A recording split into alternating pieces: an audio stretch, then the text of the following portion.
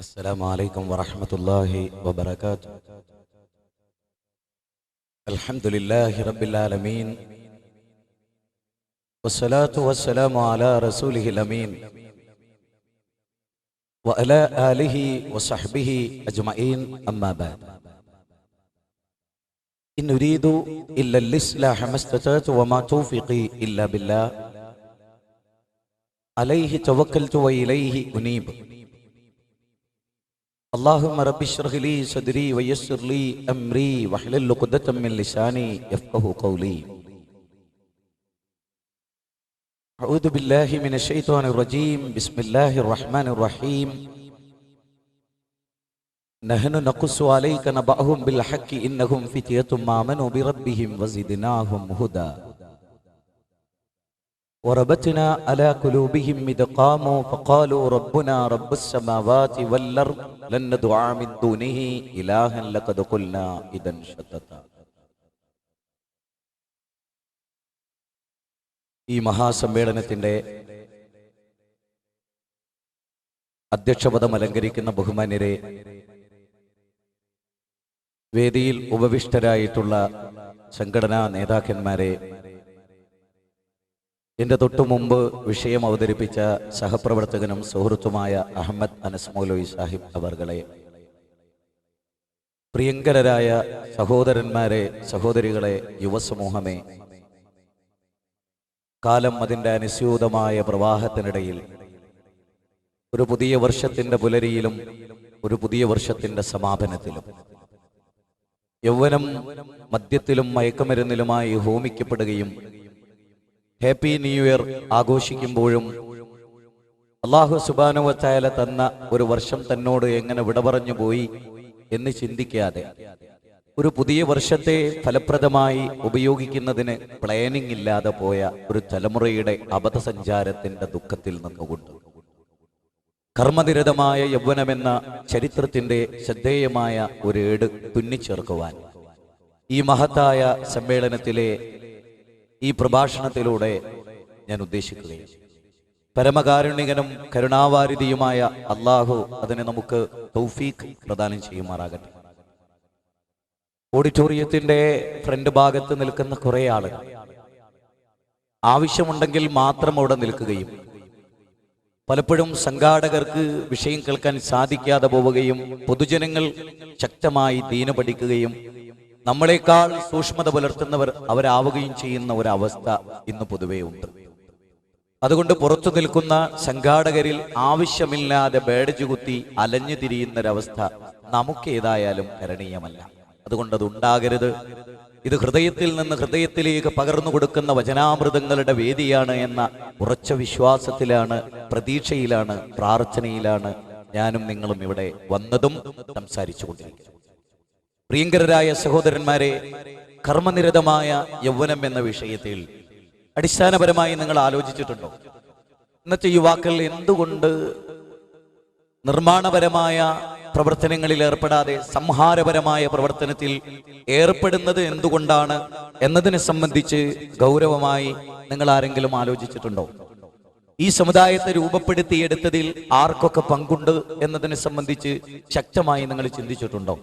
കഴിഞ്ഞ ആഴ്ച കാസർഗോഡ് ജില്ലയിലെ പടന്ന എന്ന് പറയുന്ന പ്രദേശത്ത് ഒരു പ്രഭാഷണം കഴിഞ്ഞ് പയ്യന്നൂർ റെയിൽവേ സ്റ്റേഷനിൽ ഞാൻ നിൽക്കുകയും വളരെ മോഡേണായി ആഫ് ഡ്രസ്സൊക്കെ ധരിച്ച് ഒരു ചെറുപ്പക്കാരൻ, അവ വളരെ അടിച്ചുപൊളിച്ച് കാതിൽ കടുക്കനിട്ട് വളരെ ആധുനികം എന്ന് പറയാവുന്ന അവസ്ഥയിൽ നിന്ന് എന്റെ കൂടെ ഉണ്ടായിരുന്ന മുജാഹിദ് പ്രവർത്തകരോട് സലാം പറഞ്ഞ് മടങ്ങിപ്പോയപ്പോൾ ഞാൻ ചോദിച്ചു, ആരാണ് ആ ചെറുപ്പക്കാരൻ?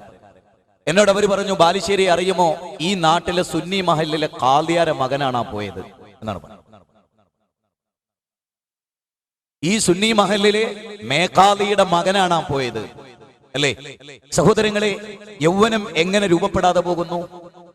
കഴിഞ്ഞ വെള്ളിയാഴ്ച ഖുതുബ കഴിഞ്ഞ് ഇസ്ലാഹി രംഗത്തും സംഘടനാ രംഗത്തും ഇസ്ലാഹി പ്രസ്ഥാനത്തിൽ ആകൃഷ്ടമായിട്ടുള്ള ഈ രംഗത്ത് പ്രവർത്തിക്കുന്ന ആളുകളുടെ കുട്ടികളെ സമ്മേളനത്തിൽ കൊണ്ടുവരില്ലേ എന്ന് ചോദിച്ചപ്പോൾ പല ആളുകളും നോക്കട്ടെ എന്നാണ്. ഇത് വളരെ ഗൗരവമായി നമ്മൾ ഈ രംഗത്ത് കാണേണ്ട ഒരു വിഷയമാണ്. ലോകത്ത് നിങ്ങൾ ആലോചിച്ചു നോക്കൂ, നമ്മളുടെ മുസ്ലിം സംഘടനകളുടെ നേതൃത്വത്തിലുള്ള എത്ര ആളുകളുടെ മക്കൾ ഇസ്ലാമിക സ്ഥാപനത്തിൽ പഠിക്കുന്നുണ്ട്? എത്ര ആളുകൾ മതം പഠിക്കുന്നുണ്ട്? പാവപ്പെട്ട കുടുംബത്തിലെ സാധാരണക്കാരന് വേറെ രക്ഷയൊന്നുമില്ലാത്തതുകൊണ്ട് കൊണ്ടുപോയി ചേർക്കുന്നതാവാം. എങ്കിലും അവരിൽ നിന്നാണ് ഈ സമൂഹത്തെ നയിക്കുന്ന പണ്ഡിതന്മാരുണ്ടാകുന്നത്, പ്രബോധകന്മാരുണ്ടാകുന്നത്. നല്ല സാമ്പത്തിക ആസ്തിയും കഴിവും വിദ്യാഭ്യാസ യോഗ്യതയുമുള്ള ഡോക്ടറുടെ മക്കൾ അറബി കോളേജ് പഠിക്കട്ടെ. SLCക്ക് 500 കിട്ടിയ അല്ലെങ്കിൽ 600 കിട്ടിയ കുട്ടികൾ പഠിക്കട്ടെ. ഒരേ സമയത്ത് ഭൗതികവും ആത്മീയവുമായ വിജ്ഞാനങ്ങളിൽ ബുദ്ധിയുള്ള ആളുകൾ വർക്ക് ചെയ്യട്ടെ. ഈ സമൂഹത്തെ നയിക്കാൻ പ്രാപ്തരായവരുണ്ടാവട്ടെ. അതില്ലാത്തതിന്റെ തിക്താനുഭവങ്ങളാണ്. ഞങ്ങൾ എന്തിനു ജീവിക്കുന്നു? യുവാക്കൾക്ക് അറിയില്ല. അങ്ങനെ എന്തിനു ജീവിക്കുന്നു എന്ന ചോദ്യം അവർ ചോദിക്കുന്നത് അവരുടെ മാതാപിതാക്കൾ നല്ലൊരു ജീവിതം അവരുടെ മുമ്പിൽ കാഴ്ചവെച്ചിട്ടില്ല. ബാപ്പാനെ അവർ കാണുന്നത്, ഉമ്മാനെ അവർ കാണുന്നത് 2000 വിദ്യാർത്ഥികളെ മെന്റൽ ഹെൽത്ത് ഡിപ്പാർട്ട്മെന്റിൽ കോഴിക്കോട് പഠനം നടത്തിയിട്ട് 87% ആളുകളും പറയുന്നു അച്ഛനിൽ നിന്നാണ് ഞങ്ങൾ മദ്യപാനം തുടങ്ങിയത്, അമ്മയുടെ തോന്നിയാസം കണ്ടിട്ടാണ് ഞങ്ങൾ വളർന്നത്. 7 ചെറുപ്പക്കാരെ പിടിച്ചിട്ട് 4 പെൺകുട്ടികൾ മയക്കുമരുന്ന് സപ്ലൈ ചെയ്യുന്നവരായിത്തീരുന്നു. ഇത് ഈ സമൂഹത്തിന്റെ ഒരു പരിച്ഛേദനമാണ്. ഞാൻ നേരിട്ട് വിഷയത്തിലേക്ക് വരുന്നു. ഈ സമുദായം നന്നാകാൻ നമുക്ക് എന്ത് ചെയ്യാൻ കഴിയും? ലോകത്ത് ഒരുപാട് വേദഗ്രന്ഥങ്ങൾ ഈ ലോകത്തുണ്ട്. എത്ര മസ്ജിദുകളാണ് തല ഉയർത്തി നിൽക്കുന്നത്? എത്ര മോഡേൺ സ്ഥാപനങ്ങളാണ്? അപ്പൊ ഞാൻ ഇങ്ങോട്ട് വരുമ്പോൾ ഒരു വലിയ ക്രൈസ്തവ ചർച്ചിന്റെ നിർമ്മാണം നടന്നുകൊണ്ടിരിക്കുന്ന ഈ പറവൂർ ലൈനിൽ വമ്പിച്ച ഒരു ചർച്ചിന്റെ എത്ര ചർച്ചുകൾ, എത്ര ക്ഷേത്രങ്ങൾ, എത്ര മസ്ജിദുകൾ. എന്നിട്ട് പ്രവാചക തിരുമേനി പറഞ്ഞു ഒരു കാലഘട്ടം വരും, സയഅതി അലന്നാസ്, എന്റെ ജനങ്ങളിൽ ഒരു കാലഘട്ടം വരും. എന്താണ് ആ കാലഘട്ടത്തിന്റെ പ്രത്യേകത? അന്ന് മസ്ജിദുകൾ അമ്പരചുംബികളായി തല ഉയർത്തി നിൽക്കും. അവരുടെ പള്ളികൾ ജനനിബിഡമായിരിക്കും. പക്ഷേ അവർക്ക് ലഭിക്കേണ്ടതെന്തോ അത് പള്ളി മെമ്പറുകളിൽ നിന്ന് ലഭിക്കാത്ത ഒരു കാലഘട്ടം സംജാതമാകും. അൽ ഉലമാഉ ശർറു മൻ തഹ്ത അദീമി സമാ, ആകാശത്തിന്റെ ചുവട്ടിലെ ഏറ്റവും നികൃഷ്ടർ അവരുടെ പണ്ഡിതന്മാരായിരിക്കും. പണ്ഡിതന്മാർ അനന്തരമെടുക്കുന്നത് ആർഭാടപൂർണമായ ജീവിതത്തിന്റെ ഒരു പുതിയ മേഖലയല്ല, വെള്ളി നാണയവും സ്വർണ്ണ നാണയവുമല്ല. യഥാർത്ഥത്തിൽ പണ്ഡിതന്മാർ അനന്തരമെടുക്കുന്നത് അൽ ഉലമാഉ വറസത്തുൽ അംബിയ, അംബിയാക്കളുടെ അനന്തരാവകാശികളാണ് പണ്ഡിതന്മാർ. അംബിയാക്കൾ ലോകത്ത് വന്നിട്ട് നിർവഹിച്ച ദൗത്യം എന്താണ്? ജീവിതത്തിന്റെ പുറമ്പോക്കിലേക്ക് പോയ യൗവനത്തെ, ദിശാബോധമറിയാതെ അലഞ്ഞുതിരിഞ്ഞ യൗവനത്തെ, കടിഞ്ഞാണില്ലാതെ സഞ്ചരിച്ചു കൊണ്ടിരുന്ന യൗവനത്തെ ജീവിതത്തിന്റെ കൃത്യമായ ലക്ഷ്യബോധത്തിലേക്ക് നയിക്കുകയായിരുന്നു ഇവിടുത്തെ യുവസമൂഹത്തെ. ബാപ്പ ജീവിക്കുന്നവർ കാണുന്നു, ഉമ്മ ജീവിക്കുന്നവർ കാണുന്നു. അത് കണ്ടിട്ട് എന്റെ ബാപ്പ ഉന്നതമായ ഒരു ലക്ഷ്യത്തിന് വേണ്ടി ജീവിക്കുന്നു എന്ന് മനസ്സിലാക്കാൻ ഒരു മകന് സാധിക്കുന്നില്ല. നിങ്ങൾക്കറിയുമോ ഇബ്രാഹിം നബി അലൈഹിസ്സലാമിനെ ഇവിടെ എന്റെ തൊട്ടു മുമ്പ് ഉദ്ധരിക്കപ്പെടുകയുണ്ടായി. മകനെ, നിന്നെ അറക്കാൻ അല്ലാഹു സുബ്ഹാനഹു വ തആല എനിക്ക് സ്വപ്നത്തിലൂടെ ഇതാ അവസരം നൽകിയിരിക്കുന്നു എന്നൊരു പിതാവ് പറയുമ്പോൾ, ഇന്ന് ഒരു പിതാവ് മകനോട് പറയാണ് നിന്നെ അറുക്കാൻ എന്റെ റബ്ബ് എനിക്ക് സ്വപ്നത്തിൽ കാണിച്ചിരിക്കുന്നു എന്ന് പറഞ്ഞാൽ ആ മകൻ പറയും മട്ടാഞ്ചേരിയിലെ കൊട്ടേഷൻ പാർട്ടിയുടെ അങ്ങയുടെ കഴുത്തറക്കാൻ ഞാനിപ്പോ വരും എന്നായിരിക്കും തിരിച്ചു പറയാ. ഇബ്രാഹിം നബിയുടെ മകൻ അങ്ങനെയല്ല പറഞ്ഞു. കാരണം ഇബ്രാഹിം നബി ആരാന്ന് ആ മകൻ കണ്ടു. ആ മകനെ പ്രസവിച്ച അന്ന് പോലും ഇബ്രാഹിം നബി ആരാന്ന് കണ്ടു. അല്ലേ? നിങ്ങൾ ആലോചിച്ചു നോക്കൂ. വിജനതയുടെ മറവിൽ, ജനവാസമില്ലാത്ത, ജനസ്രോതസ്സുകളില്ലാത്ത പരിശുദ്ധമായ ഒരു പ്രദേശം അവിടെ കൊണ്ടുപോയി ഉപേക്ഷിക്കുമ്പോ അല്ലാഹു വല്ലാത്തൊരു ചോദ്യമാണ്. ഹാജറ ബീവിയുടെ ചോദ്യം അതല്ല, അല്ല ഇബ്രാഹിം, അല്ലാഹു ആണോ അങ്ങയോട് കൽപ്പിച്ചിട്ടുള്ളത് ഞങ്ങൾ അവിടെ ഉപേക്ഷിച്ച് അങ്ങ് പോകാൻ? ഇബ്രാഹിം നബി പറയുന്നു അതെ. അത് കേട്ടപ്പോൾ അല്ലാഹു ആണ് അങ്ങനെ കൽപ്പിച്ചതെങ്കിൽ ആ അല്ലാഹു ഞങ്ങളെ കൈവടിയുകയില്ല. പാപ്പയിൽ നിന്ന് അല്ലാഹുവിനെ കുറിച്ചുള്ള ശബ്ദം, ഉമ്മയിൽ നിന്ന് അല്ലാഹുവിൽ തവക്കുലുള്ള ശബ്ദം. ഇത് കേൾക്കുന്ന ഒരു മകൻ ഉമ്മയോട് എങ്ങനെ പെരുമാറുന്നു ബാപ്പ അത് മനസ്സിലാക്കിയ ആ ബാപ്പ നമസ്കരിക്കുന്നത് കാണുന്നു, ആ ബാപ്പ അല്ലാഹുവിനെ ഭയപ്പെടുന്നത് കാണുന്നു, ആ ബാപ്പ അല്ലാഹുവിന്റെ മാർഗത്തിൽ ദഅവത്ത് നടത്തുന്നത് കാണുന്നു, ആ ബാപ്പാന്റെ ജീവിതം ഫലപ്രദമായി ഉപയോഗിക്കുന്നത് ആ മകൻ കാണുന്നു. അതുകൊണ്ട് എന്റെ ബാപ്പയുടെ സ്വപ്നം ഒരിക്കലും അസ്ഥാനത്താവുകയില്ല, അത് യാഥാർത്ഥ്യമാണ് എന്ന തിരിച്ചറിവ് മകനുണ്ടായത് ബാപ്പയുടെ ജീവിതത്തിലൂടെയാണ്. അത്തരത്തിലുള്ള ഒരു ബാപ്പയുണ്ടോ? അത്തരത്തിലുള്ള ഒരു ഉമ്മയുണ്ടോ? അത്തരത്തിലുള്ള മാതാപിതാക്കളുണ്ടോ? നല്ല അച്ഛന്റെ സംസ്കാരം കണ്ട് വളരുന്ന മക്കളുണ്ടോ? യുവസമൂഹം നശിപ്പിക്കപ്പെടുന്നതിനെ കുറിച്ച്, യുവസമൂഹം പിഴക്കുന്നതിനെ കുറിച്ച് വല്ലാതെ വേവലാതിപ്പെടുന്നുണ്ടല്ലോ മാതാപിതാക്കൾ. നിങ്ങൾ ഓർക്കുന്നുണ്ടോ? നിങ്ങളുടെ മകൻ പിഴച്ചു പോയതിന്റെ കാരണങ്ങളിൽ ഒന്ന് നിങ്ങളാണെന്ന തിരിച്ചറിവ് നിങ്ങൾക്കുണ്ടായിട്ടുണ്ടോ? യുവസമൂഹം കർമ്മനിരതമാകണമെങ്കിൽ ജീവിതത്തിൽ ഒരു ലക്ഷ്യം വേണം. ഞാൻ എന്തിനു ജീവിക്കുന്നു എന്ന ലക്ഷ്യം. എന്താണ് അവന്റെ ലക്ഷ്യം? അരീക്കോട് മണൽ മാഫിയകളെ കുറിച്ച് പറയുന്ന മുസ്ലിം യുവാക്കളാണ്. മണൽ വിൽക്കുന്നു, വലിയ തുകകൾ അവരുടെ കൈകളിൽ വരുന്നു. അവർ ചോദിക്കുന്നത് ഇത് എന്ത് ചെയ്യും? അടിച്ചുപൊളിച്ച് ഭക്ഷണം കഴിച്ച് മദ്യത്തിന്റെ മുമ്പിൽ ക്യൂ നിന്ന് ജീവിതം മുഴുവനും ബലി കഴിക്കുന്ന ഒരു സമൂഹത്തിന് ഈ സമ്പത്ത് എന്റെ കയ്യിൽ കിട്ടിയാൽ ഞാൻ എന്ത് ചെയ്യണം എന്ന ഒരു ലക്ഷ്യബോധം അവനില്ല. ഇതെന്ത് ചെയ്യണമെന്നവൻ അറിയില്ല. ആരവന് മാർഗദർശനം കാണിക്കും? ഇത് വളരെ പ്രധാനമായി ചർച്ച ചെയ്യപ്പെടേണ്ട ഒരു കാര്യമാണ്. ഇന്നത്തെ യുവാക്കളെ നയിക്കുന്ന യുവസമൂഹത്തിന്റെ പ്രത്യേകത എന്താ? ഈ യുവാക്കളുടെ പ്രത്യേകത എന്താ? ഇന്നത്തെ രാഷ്ട്രീയ പാർട്ടികളുടെയും ഇന്നത്തെ മതസംഘടനകളുടെയും യൗവനത്തെ കുറിച്ച് നിങ്ങൾ ആലോചിച്ചു നോക്കൂ. ISM യുവപഥത്തിലൂടെ ചെയ്യുന്ന ഒന്നാമത്തെ കാര്യം എന്താ അറിയോ? ഇത് അടിവരയിട്ട് മനസ്സിലാക്കണം. ഒരു യുവാവിന് തിരിച്ചേൽപ്പിക്കുന്നു എന്നതാണ് ISM ചെയ്യുന്ന ഏറ്റവും പ്രധാനമായ കാര്യം. ഒരു യുവാവിന്റെ യുവത്വത്തെ, ഒരു യുവാവിന്റെ മസിൽ പവറിനെ, ഒരു യുവാവിന്റെ കഴിവിനെ, ആ യുവത്വത്തെ പാർട്ടിക്ക് വേണ്ടി ഉപയോഗപ്പെടുത്തുക എന്ന ശൈലി ഇസ്ലാഹി പ്രസ്ഥാനത്തിനില്ല. ആ യുവാവിന് തിരിച്ചു കൊടുക്കുകയാണ്. അവന്റെ ജീവിതം എന്താണെന്ന് തിരിച്ചറിയാത്തവന് അവനെ മനസ്സിലാക്കി കൊടുക്കുകയാണ്. അവനെ ഉണർത്തി, അവന് വേണ്ടി അവനെ ജീവിപ്പിച്ച് അവന് വേണ്ടി ജീവിക്കുന്നു എന്ന തോന്നലുണ്ടാക്കി സ്വന്തത്തെക്കുറിച്ച് ആത്മാഭിമാനം ബോധമുള്ളവനാക്കി ഒരു യുവാവിനെ മാറ്റുക എന്നുള്ളതാണ്. രക്തസാക്ഷി മണ്ഡപത്തിലേക്ക് ക്ഷണിക്കുമ്പോൾ നീ രക്തസാക്ഷിയായാൽ ഞങ്ങൾ പാർട്ടി പടുത്തുയർത്തും എന്ന വിജ്ഞാപനമല്ല. നീ രക്തസാക്ഷിയായാൽ നിനക്കുണ്ട്, നിന്റെ സ്വർഗലോകം നിനക്ക് ഭാസുരമാക്കാം, നിന്റെ പരലോകം എന്ന ബോധത്തിലേക്കാണ് യുവസമൂഹത്തെ നയിക്കുന്നത്. ഇന്നത്തെ യുവാക്കളെ നിങ്ങൾ ചിന്തിച്ചു നോക്കൂ. അവനോട് പേടിയാണ്, അവനെ പേടിക്കുന്നു. ഇന്നത്തെ പഠനങ്ങൾ തെളിയിക്കുന്ന ഒരു പ്രധാന കാര്യം യുവാക്കളെ പേടിക്കുന്നു എന്നുള്ളതാണ്. അവർക്ക് അവരോട് തന്നെ പുച്ഛമാണ്. ഞാൻ എന്തിനു ജീവിക്കുന്നു എന്ന്. ഈ കഴിഞ്ഞ ദിവസത്തെ പഠനത്തിൽ കുട്ടികൾ എഴുതിയ ഒരു വാചകം ഇതാണ്: ഞങ്ങൾ വെറുക്കുന്നു ഞങ്ങളെ തന്നെ വെറുക്കുന്നു എന്നാണ്. 2000 കുട്ടികളിൽ നിന്ന പഠനങ്ങളിൽ അവർ പറയുന്നത് ഞങ്ങളെ തന്നെ വെറുക്കുന്നു, ഞങ്ങളുടെ ജീവിതത്തെ വെറുക്കുന്നു. ഇതല്ല ഒരു യഥാർത്ഥ മുഅ്മിനിന്റെ ജീവിതം. അവിടെയാണ് ഇസ്ലാമിക പ്രമാണം യുവാക്കളെ രൂപപ്പെടുത്തിയെടുത്തതിന്റെ പ്രാധാന്യത്തെ കുറിച്ച് നമ്മൾ മനസ്സിലാക്കുന്നത്. കർമ്മനിരതമായ യൗവനം ഉണ്ടാകണമെങ്കിൽ കർമ്മനിരതമായ ഒരാദർശത്തിന്റെ ബലമുണ്ടാകണം, ഒരാദർശമുണ്ടാകണം. പിന്നെയോ സജീവമായ ഒരു മനസ്സുണ്ടാകണം, സജീവമായ ഒരാരോഗ്യമുണ്ടാകണം. കാർക്കിച്ചു തുപ്പിച്ചൊമച്ച് യൗവനം മോഹിക്കപ്പെട്ട് പുകച്ചുരുളുകളിലും മദ്യപാനങ്ങളിലും കഴിച്ചുകൂട്ടുന്ന മനുഷ്യരെയല്ല. ആന്തരിക അവയവങ്ങൾ പഴഞ്ചൂസ് അടിച്ച പോലെ മയക്കുമരുന്നിനും മദ്യത്തിനും അടിമപ്പെട്ട് ആൽക്കഹോളിക് കണ്ടൻസിന് വിധേയമായി ജീവിതം നഷ്ടപ്പെടുന്ന ഒരു യുവസമൂഹത്തെയല്ല ഇസ്ലാം വിഭാവനം ചെയ്യുന്നത് എന്ന വസ്തുത നിങ്ങൾ മനസ്സിലാക്കണം. അനന്തകോടി ജീവജാലങ്ങൾ ജീവിക്കുന്ന ഈ മഹാപ്രപഞ്ചത്തിൽ കോടാനുകോടി ജീവവർഗങ്ങൾ മദ്യപിക്കാതെ മയക്കുമരുന്നിന് അടിമപ്പെടാതെ നിങ്ങൾക്കറിയില്ലേ എന്റെ പ്രിയപ്പെട്ട യുവാക്കളെ? നമ്മുടെ വീടുകളിൽ കെട്ടിയ ഒരു നായ.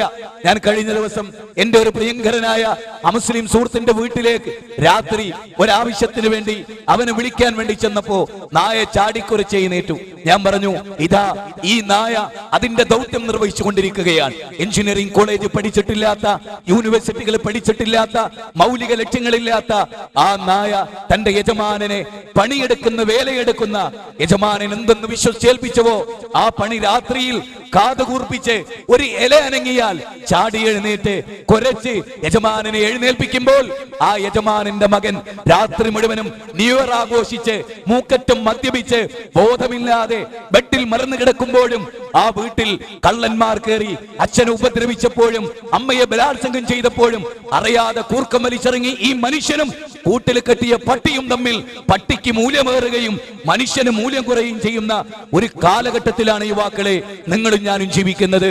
രാവ് മുഴുവനും മദ്യപിച്ച് മൂക്കറ്റം കുടിച്ച് വീട്ടിൽ വന്ന് ബെഡിൽ മറന്നു കിടന്ന് ധരിച്ചിട്ടുള്ള ഷൂ പോലും അഴിച്ചു വെക്കാതെ നേരം പുലർന്ന് നോക്കുമ്പോ ബെഡിൽ മൂത്രമൊഴിച്ച മകനെ കണ്ടിട്ട് പഹയ നിന്റെ സ്ഥാനത്ത് 8 ലിറ്റർ പാല് ചുരത്തുന്ന പശു എന്റെ ആലയിൽ ചെന്ന് ഞാൻ കറന്നപ്പോ അതിന്റെ അകിടിൽ നിന്ന് എനിക്ക് 8 ലിറ്റർ പാല് കിട്ടി.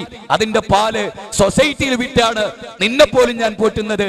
നീ എനിക്ക് ഒരു ദുരന്തം നൽകിയപ്പോ നിന്നെ വളർത്തിയതിന് പകരം 18-ാം പട്ട തെങ്ങ് വെച്ചിരുന്നുവെങ്കിൽ തേങ്ങ കിട്ടുമായിരുന്നു എന്ന് മാതാപിതാക്കൾ പറയുന്ന യൗവനം, അച്ഛനമ്മമാർ ഇഷ്ടപ്പെടാത്ത യൗവനം, മാതാപിതാക്കൾ ഇഷ്ടപ്പെടാത്ത യൗവനം, എന്റെ മോൻ ഇന്ന് വന്നിട്ടില്ലായിരുന്നുവെങ്കിൽ എത്ര നന്നായിരുന്നേനെ എന്ന് വിചാരിക്കുന്ന മാതാവ് ജീവിക്കുന്ന ലോകം. നൊന്ത് പ്രസവിച്ച മകൻ സ്വന്തം അമ്മയെ മദ്യപാനിയുടെ കൂടെ വന്ന് സ്വന്തം കൂട്ടുകാരന് അമ്മയുടെ കൈകൾ ബന്ധിച്ച് കാലുകൾ ബന്ധിച്ച് ബലാത്സംഗം ചെയ്ത കട്ടപ്പനയിലെ ചിത്രം ആധുനിക ലോകത്തിന്റെ മുമ്പിലുള്ള ചിത്രമാണ്. സഹോദരങ്ങളെ, സ്വന്തം അച്ഛൻ ചാനൽ മാറ്റിയതിന്റെ പേരിൽ അച്ഛനെ കയ്യിലുള്ള ആയുധം കൊണ്ടടിച്ചു കൊന്ന മക്കളുടെ കേരളം ഈ കേരളത്തിന്റെ മുമ്പിലാണ് ഒരു യുവപദം അവതരിപ്പിക്കാൻ നമ്മൾ എഴുന്നേറ്റ് നിൽക്കുന്നത്. നമ്മുടെ ബാധ്യത എന്താണ്? നമുക്കുള്ള സാധ്യത എന്താണ്? യുവപഥം വമ്പിച്ച വിപ്ലവമാണ് മനുഷ്യ മനസ്സുകളിൽ ഉണ്ടാക്കുന്നത് എന്നതിൽ യാതൊരു സംശയവും നമുക്കില്ല. ജീവിതത്തിൽ ഒരിക്കലും ദുഃഖിക്കുന്ന ഒരവസ്ഥ ഒരു മുഗ്മിനായ മനുഷ്യനെ സംബന്ധിച്ചിടത്തോളം ഉണ്ടാവില്ല. നിങ്ങൾ നോക്കൂ, വിശുദ്ധ ഖുർആൻ 2-ാം അധ്യായം 38 പറയുന്ന ആയത്ത് പലപ്പോഴും നമ്മൾ കേട്ടിട്ടുണ്ടാകും.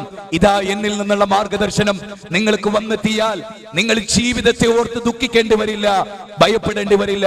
ജീവിതത്തിന്റെ അന്തിമഘട്ടത്തിൽ ബട്ടൺ റസൽ ദുഃഖിച്ച പോലെ, കാർൽ മാർക്സ് ദുഃഖിച്ച പോലെ, അതുപോലെ ആൽബർട്ട് ഐൻസ്റ്റീൻ ദുഃഖിച്ച പോലെ, യുവസമൂഹത്തിന്റെ ആവേശമായി തീർന്നവർ ദുഃഖിച്ച പോലെ ഒരിക്കലും നമുക്ക് ദുഃഖിക്കേണ്ടി വരില്ല. ബാലചന്ദ്രൻ ചുള്ളിക്കാട് എന്ന് പറയുന്ന ഈ സമൂഹത്തിലെ അറിയപ്പെട്ട കവിയോട് ജോൺ ബ്രിട്ടാസിന്റെ ചോദ്യം, അങ്ങ് മദ്യപിക്കാറുണ്ടോ? കവിത എഴുതുമ്പോൾ മദ്യപിക്കാറുണ്ടോ എന്നാണ് ചോദ്യം.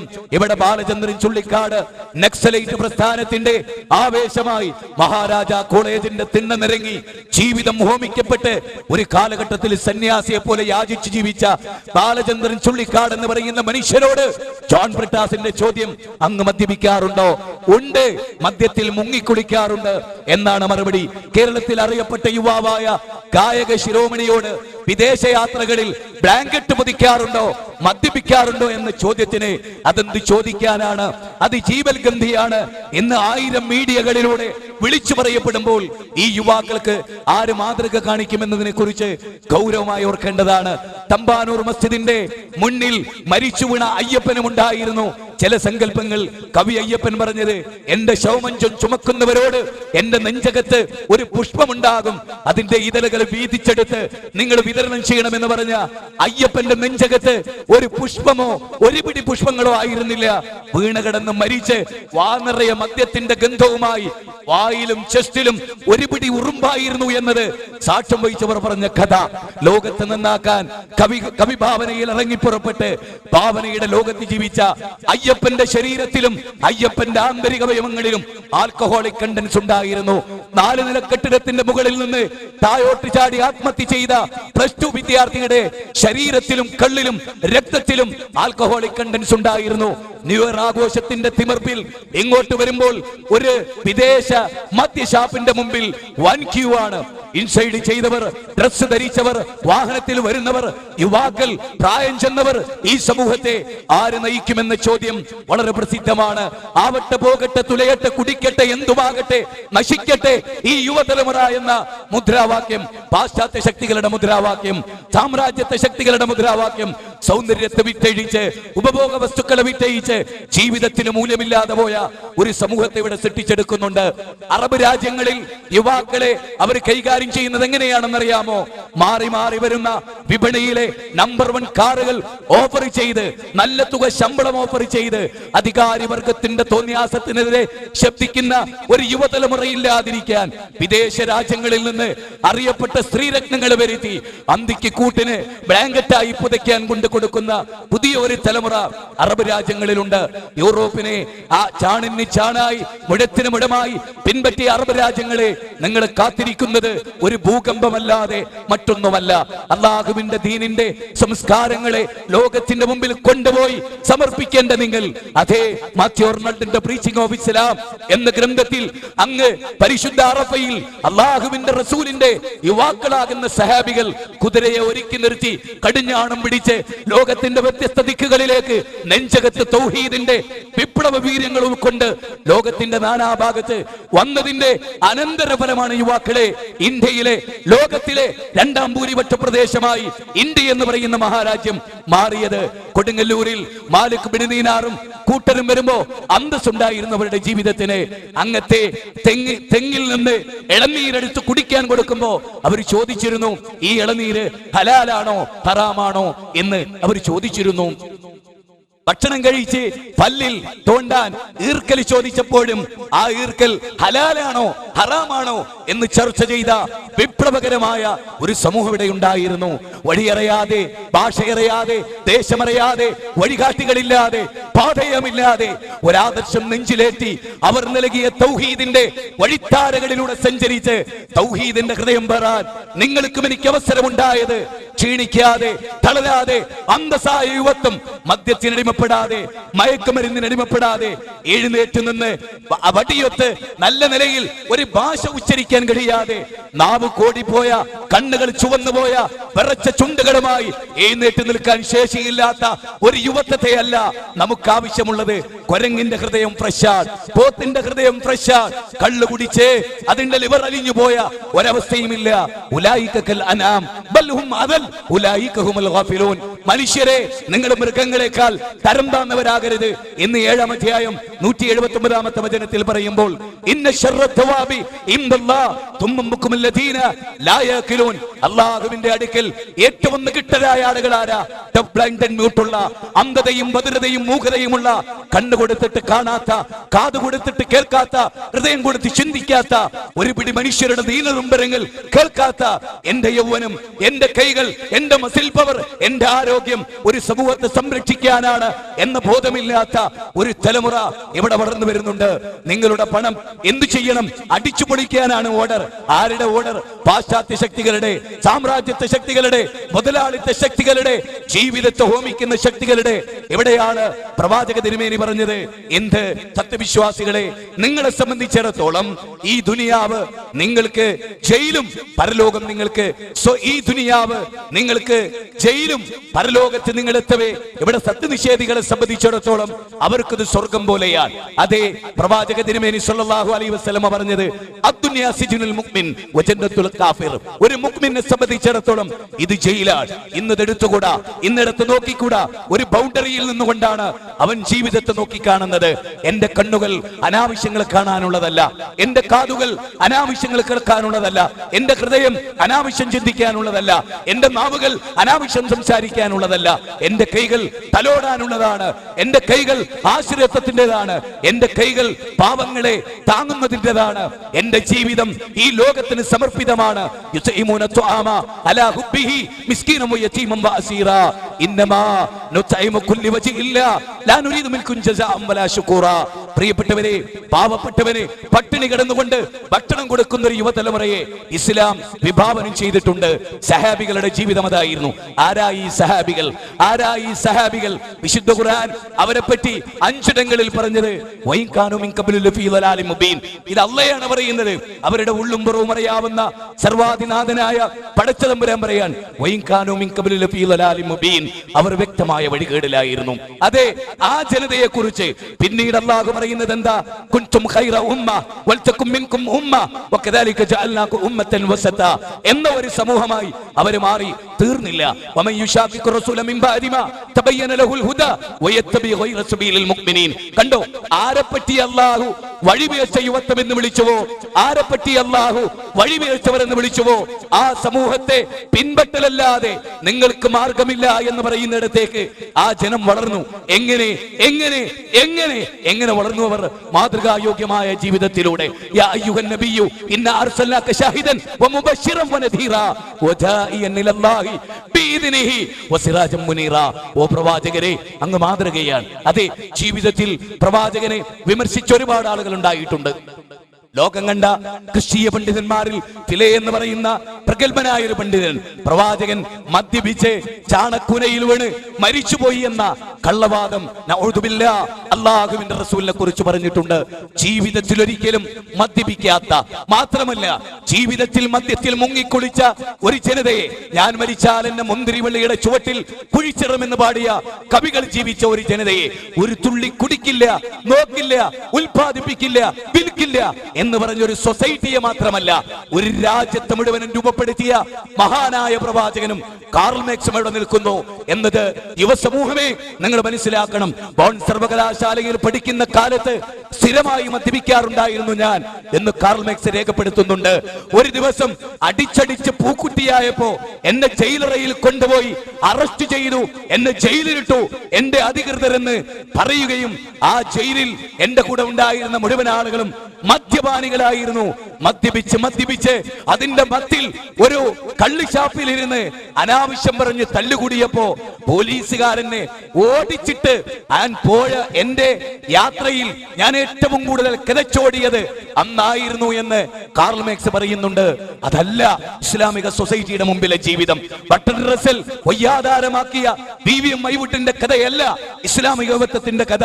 മാത്രവുമല്ല, ഇരട്ട പൗരത്വം സ്വീകരിക്കുകയും രണ്ട് രാജ്യങ്ങൾ പന്ത് തട്ടിക്കളിക്കുകയും ഹിരോഷിമയിലും നാഗസാക്കിയിലും 1945 ഓഗസ്റ്റ് 6, 9 തീയതികളിൽ ട്രൂമാന്റെ നേതൃത്വത്തിൽ ബോംബ് കൊണ്ടുപോയി വർഷിക്കുമ്പോ ജൂത ക്രൈസ്തവരുടെ ബന്ധം നിങ്ങൾ ഇവിടെ മനസ്സിലാക്കണം. ആരാണ്? ആൽബർട്ട് ഐൻസ്റ്റീൻ ജൂതനായിരുന്നു. ആൽബർട്ട് ഐൻസ്റ്റീൻ എന്ന ജൂതൻ എന്ന വിഖ്യാതനായ ശാസ്ത്രകാരൻ, യൗവനം ചരിത്രത്തിന്റെ തീജ്വാലയായി മാറേണ്ട ആൽബർട്ട് ഐൻസ്റ്റീൻ എന്ന യൗവനം. ആൽബർട്ട് ഐൻസ്റ്റീൻ അദ്ദേഹം രണ്ടാം ലോക മഹായുദ്ധ കാലഘട്ടത്തിൽ അദ്ദേഹം പറയുന്നുണ്ട് അദ്ദേഹം ട്രൂമാന്റെ കാതുകളിൽ മന്ത്രിച്ചു. ഹിരോഷിമയിലും നാഗസാക്കിയിലും ബോംബിടുന്നതിനെ കുറിച്ച് അവസാനം ദുഃഖിച്ചിട്ടുണ്ട് ആൽബർട്ട് ഐൻസ്റ്റീൻ.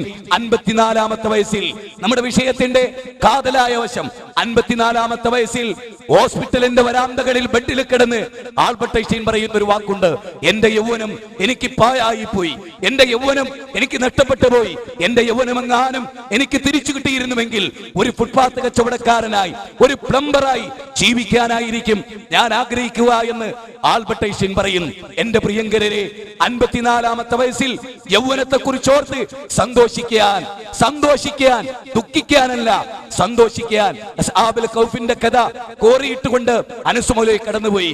ഞാൻ അതിനൊന്ന് എലാബറേറ്റ് ചെയ്ത് ഒന്നുകൂടെ വികസിപ്പിച്ച് പറഞ്ഞുകൊള്ളട്ടെ. ആ യൗവനമാണ് നമ്മുടെ മാതൃക, കർമ്മനിരതമായ യൗവനം. ഒരു നാട്ടിലെ രാജാവ്, ആ നാട്ടിലെ രാജാവിന്റെ ശിങ്കിടികൾ ഒരു ന്യൂനപക്ഷത്തോട് 10-ൽ താഴെ വരുന്ന യുവാക്കൾ വേറിട്ട് നിൽക്കുന്ന ശബ്ദമായി. ആയിരങ്ങളില്ല, 10,000-ങ്ങളില്ല, മന്ത്രിപദങ്ങളില്ല, സ്വാധീനങ്ങളില്ല, പണമില്ല, പ്രതാപമില്ല. നെഞ്ചകത്ത് സ്വീകരിച്ച ഒരേ ഒരു ആദർശത്തിന്റെ ബലം, ISM നിയന്ത്രിച്ച ബലം, നമ്മെ നിയന്ത്രിച്ചു കൊണ്ടിരിക്കുന്ന ബലം, അധികാരത്തിന്റെ പിൻബലങ്ങൾ ഏത് കാലഘട്ടത്തിലും വമ്പിച്ച സ്വാധീനം ചെലുത്തിയ ഒരു പ്രസ്ഥാനമല്ല മുജാഹിദ് പ്രസ്ഥാനം. KP മുഹമ്മദ് മൗലവി അറബികൾ ഒരു കാലഘട്ടത്തിൽ ഭീഷണിപ്പെടുത്തിയപ്പോ KP മുഹമ്മദ് മൗലവി പറഞ്ഞു, 100 കൊല്ലത്തിന്റെ പാരമ്പര്യമുള്ള ഇസ്ലാഹി പ്രസ്ഥാനത്തെ സാമ്പത്തികം കാണിച്ച് നിങ്ങൾ ഭീഷണിപ്പെടുത്തരുത്. അതിനു മുമ്പ് 4 ചില്ലികൾ വീട് വീടാന്തരം കേറി കൈനീട്ടി ശേഖരിച്ച് അതുകൊണ്ട് നടത്ത ഇസ്ലാഹി ദഅവത്തിന്റെ ഒരു കർമ്മഭൂമികയുണ്ട് ഞങ്ങൾക്ക്. അതുകൊണ്ട് അറബി പണത്തിന്റെ ഇമ്പാച്ചി കാണിച്ച് ഞങ്ങളെ പേടിപ്പിക്കരുത് എന്ന് KP മുഹമ്മദ് മൗലവി അന്ന് പറഞ്ഞിരുന്നു. യുവാക്കളെ, നമുക്കുള്ള ആവേശമാരായിരുന്നു. അസ്ഹാബുൽ കൗഫിനെ കുറിച്ച് പറയുന്നിടത്ത് ഇന്നത്തെ ഒരുപാട് യുവ സംഘടനകൾ, പോപ്പുലർ ഫ്രണ്ട് ഉണ്ട് ഇവിടെ, സോളിഡാരിറ്റി ഉണ്ട് ഇവിടെ, SIO ഉണ്ട് ഇവിടെ, SYS ഉണ്ട് ഇവിടെ, അതുപോലെ തന്നെ പല സംഘടനകളും ഉണ്ട് ഇവിടെ. ഈ യുവാക്കളോട് ഒരു കാര്യം പ്രത്യേകമായി, നിങ്ങൾക്ക് ഖുർആനുമായുള്ള ബന്ധം എന്താണ്? നിങ്ങളെ പ്രശംസിച്ച നിങ്ങൾ ആവേശം ഉൾക്കൊണ്ട അടിസ്ഥാനപരമായ കാര്യം എന്താണ്? വിശുദ്ധ ഖുർആൻ ഒരു വിഭാഗത്തെ പറ്റി പറയുന്നുണ്ട്, അവരുടെ ഐഡന്റിറ്റിയെ കുറിച്ച് പറയുന്നുണ്ട്. അതിന്റെ പേരിലാണ് അവർക്ക് നാടുവിടേണ്ടി വന്നത്, അതിന്റെ പേരിലാണ് അവർക്ക് ഗുഹയിൽ അഭയം പ്രാപിക്കേണ്ടി വന്നത്. എന്തേ കാരണം? ഇന്നഹും ഫിത്യത്തും ആമനു ബിറബ്ബിഹിം വസിദ്നാഹും ഹുദാ. തീർന്നില്ല. ആയത്ത് ശരിക്കും മനസ്സിൽ കൊണ്ടുവന്ന് അവർക്ക് അല്ലാഹു ഈമാൻ വർദ്ധിപ്പിച്ചു കൊടുത്തു. എന്തുകൊണ്ട്? അല്ലാഹു അവരെ ഇഷ്ടപ്പെട്ടു, അല്ലാഹു അവർക്ക് ഈമാൻ വർദ്ധിപ്പിച്ചു കൊടുത്തു. എന്തുകൊണ്ട്? അവർക്ക് അല്ലാഹു ഈമാൻ വർദ്ധിപ്പിച്ചു കൊടുത്തു. എന്തേ കാരണം? ഈമാൻ വർദ്ധിപ്പിക്കാൻ മാത്രം എന്തേ അവരുടെ യോഗ്യത? അടിവരയിടണം. ഈമാൻ വർദ്ധിക്കാൻ മാത്രം എന്തേ അവരെ അല്ലാഹു ഇഷ്ടപ്പെട്ടത്? എന്തിന്റെ പേരിലാ? എല്ലാ യുവ സംഘടനകളും ആലോചിക്കണം. എന്തിന്റെ പേരിലാ അല്ലാഹു അവർക്ക് ഈമാൻ വർദ്ധിപ്പിച്ചത്? എന്തിന്റെ പേരിലാ ലോകാവസാനം വരെ ഒരധ്യായത്തിൽ അവർക്ക് വേണ്ടി ഒരു അധ്യായത്തെ അല്ല തെരഞ്ഞെടുത്തത്? എന്തിനാ 114 അധ്യായങ്ങളിൽ ഒരധ്യായം അവർക്കായി അല്ലാഹു തെരഞ്ഞെടുത്തത്? എന്തിനാ അല്ലാഹു ഒരു ഔലിയാക്കൾ എന്ന് പറഞ്ഞത്? എന്ത് ക്വാളിറ്റിയാണ് അവർക്കുള്ളത്? സമ്പത്തിന്റെ പിൻബലമോ, അധികാരത്തിന്റെ പിൻബലമോ, സൗന്ദര്യത്തിന്റെ പിൻബലമോ, വാഹനങ്ങളുടെ അകമ്പടികളോ എന്താ അവർക്കുണ്ടായിരുന്നത്? ആരാ അവരെ സഹായിക്കാനുണ്ടായത്? എന്തു പറഞ്ഞതിന്റെ പേരിലാ അല്ലാഹു അവരെ ഈമാൻ വർദ്ധിപ്പിച്ചു കൊടുത്തത്? തീർന്നില്ല. പേരില്ല. വറബത്തിന അലാ ഖുലൂബിഹിം ഇദ് ഖാമു ഫഖാലു റബ്ബുനാ റബ്ബുസ് സമാവാതി വൽ അർദ്. എന്തിന്റെ പേരിലാ? അല്ലാഹു അവരുടെ ഹൃദയത്തെ അല്ലാഹു ഉറപ്പിച്ചു നിർത്തി. രണ്ട് കാര്യങ്ങളാണ് അല്ലാഹു പറഞ്ഞു. ഒന്ന്, അവർക്ക് ഈമാൻ വർദ്ധിപ്പിച്ചു. രണ്ട്, അവരുടെ ഹൃദയത്തെ അല്ലാഹു ഉറപ്പിച്ചു നിർത്തി. വറബത്തിന അലാ ഖുലൂബിഹിം ഇദ് ഖാമു ഫഖാലു റബ്ബുനാ റബ്ബുസ് സമാവാതി വൽ അർദ്. നമ്മൾ ആരും പറയാൻ ധൈര്യം കാണിച്ചിട്ടില്ലാത്ത മുദ്രാവാക്യം. വഖാലു റബ്ബുനാ റബ്ബുസ് സമാവാതി വൽ അർദ്. അതെ അതെ, അവരെഴുന്നേറ്റ് നിന്നു. ഫളലല്ലാഹുൽ മുജാഹിദീന അലൽ ഖായിദീന അജ്റൻ അദീമ. ഫളലല്ലാഹുൽ മുജാഹിദീന അലൽ ഖായിദീന ദറജ. ഖുർആനിൽ 4-ാം അധ്യായം 95-97 വരെയുള്ള വചനം. ഫളലല്ലാഹുൽ മുജാഹിദീന അലൽ ഖായിദീന അജ്റൻ അദീമ. ഇരുന്നിരുന്ന് ചന്തി ഉറച്ചു പോയ യുവാക്കളല്ല മുജാഹിദ് പ്രസ്ഥാനം. ഫളലല്ലാഹുൽ മുജാഹിദീന അലൽ ഖായിദീന അജ്റൻ അദീമ. മുജാഹിദുകളെ ഖായിദുകളെക്കാൾ, ഇരിക്കുന്നവരെക്കാൾ സക്രിയമായി യുവത്വത്തെ ഉപയോഗിച്ച മുജാഹിദുകളെ അല്ലാഹു പദവി ഉയർത്തി. അല്ലാഹു അവരെ ആദരിച്ചു. അല്ലാഹു അവർക്ക് മേന്മ നൽകി. മറ്റുള്ള എല്ലാവരെക്കാളും വെറുതെ അല്ല മുജാഹിദായത്. സുന്നികൾക്ക് മേന്മ നൽകി എന്നല്ല, സോളിഡാരിറ്റിക്ക് മേന്മ നൽകി. ഫളലല്ലാഹുൽ മുജാഹിദീന അലൽ ഖായിദീന അജ്റൻ അദീമ. ഏതെങ്കിലും ഒരു സംഘടനയെ അല്ലാഹു പേരെടുത്ത് പ്രശംസിച്ചിട്ടുണ്ടെങ്കിൽ മുജാഹിദുകളെ കുറിച്ച് മാത്രമാണ്. ആ മുജാഹിദുകൾ എന്നത് നാമം കൊണ്ടല്ല, കർമ്മം കൊണ്ട്, കർമ്മപദത്തിന്റെ നൈരന്തര്യം കൊണ്ട് ലോകത്ത് വിപ്ലവം നയിച്ച ഒരു ജനത.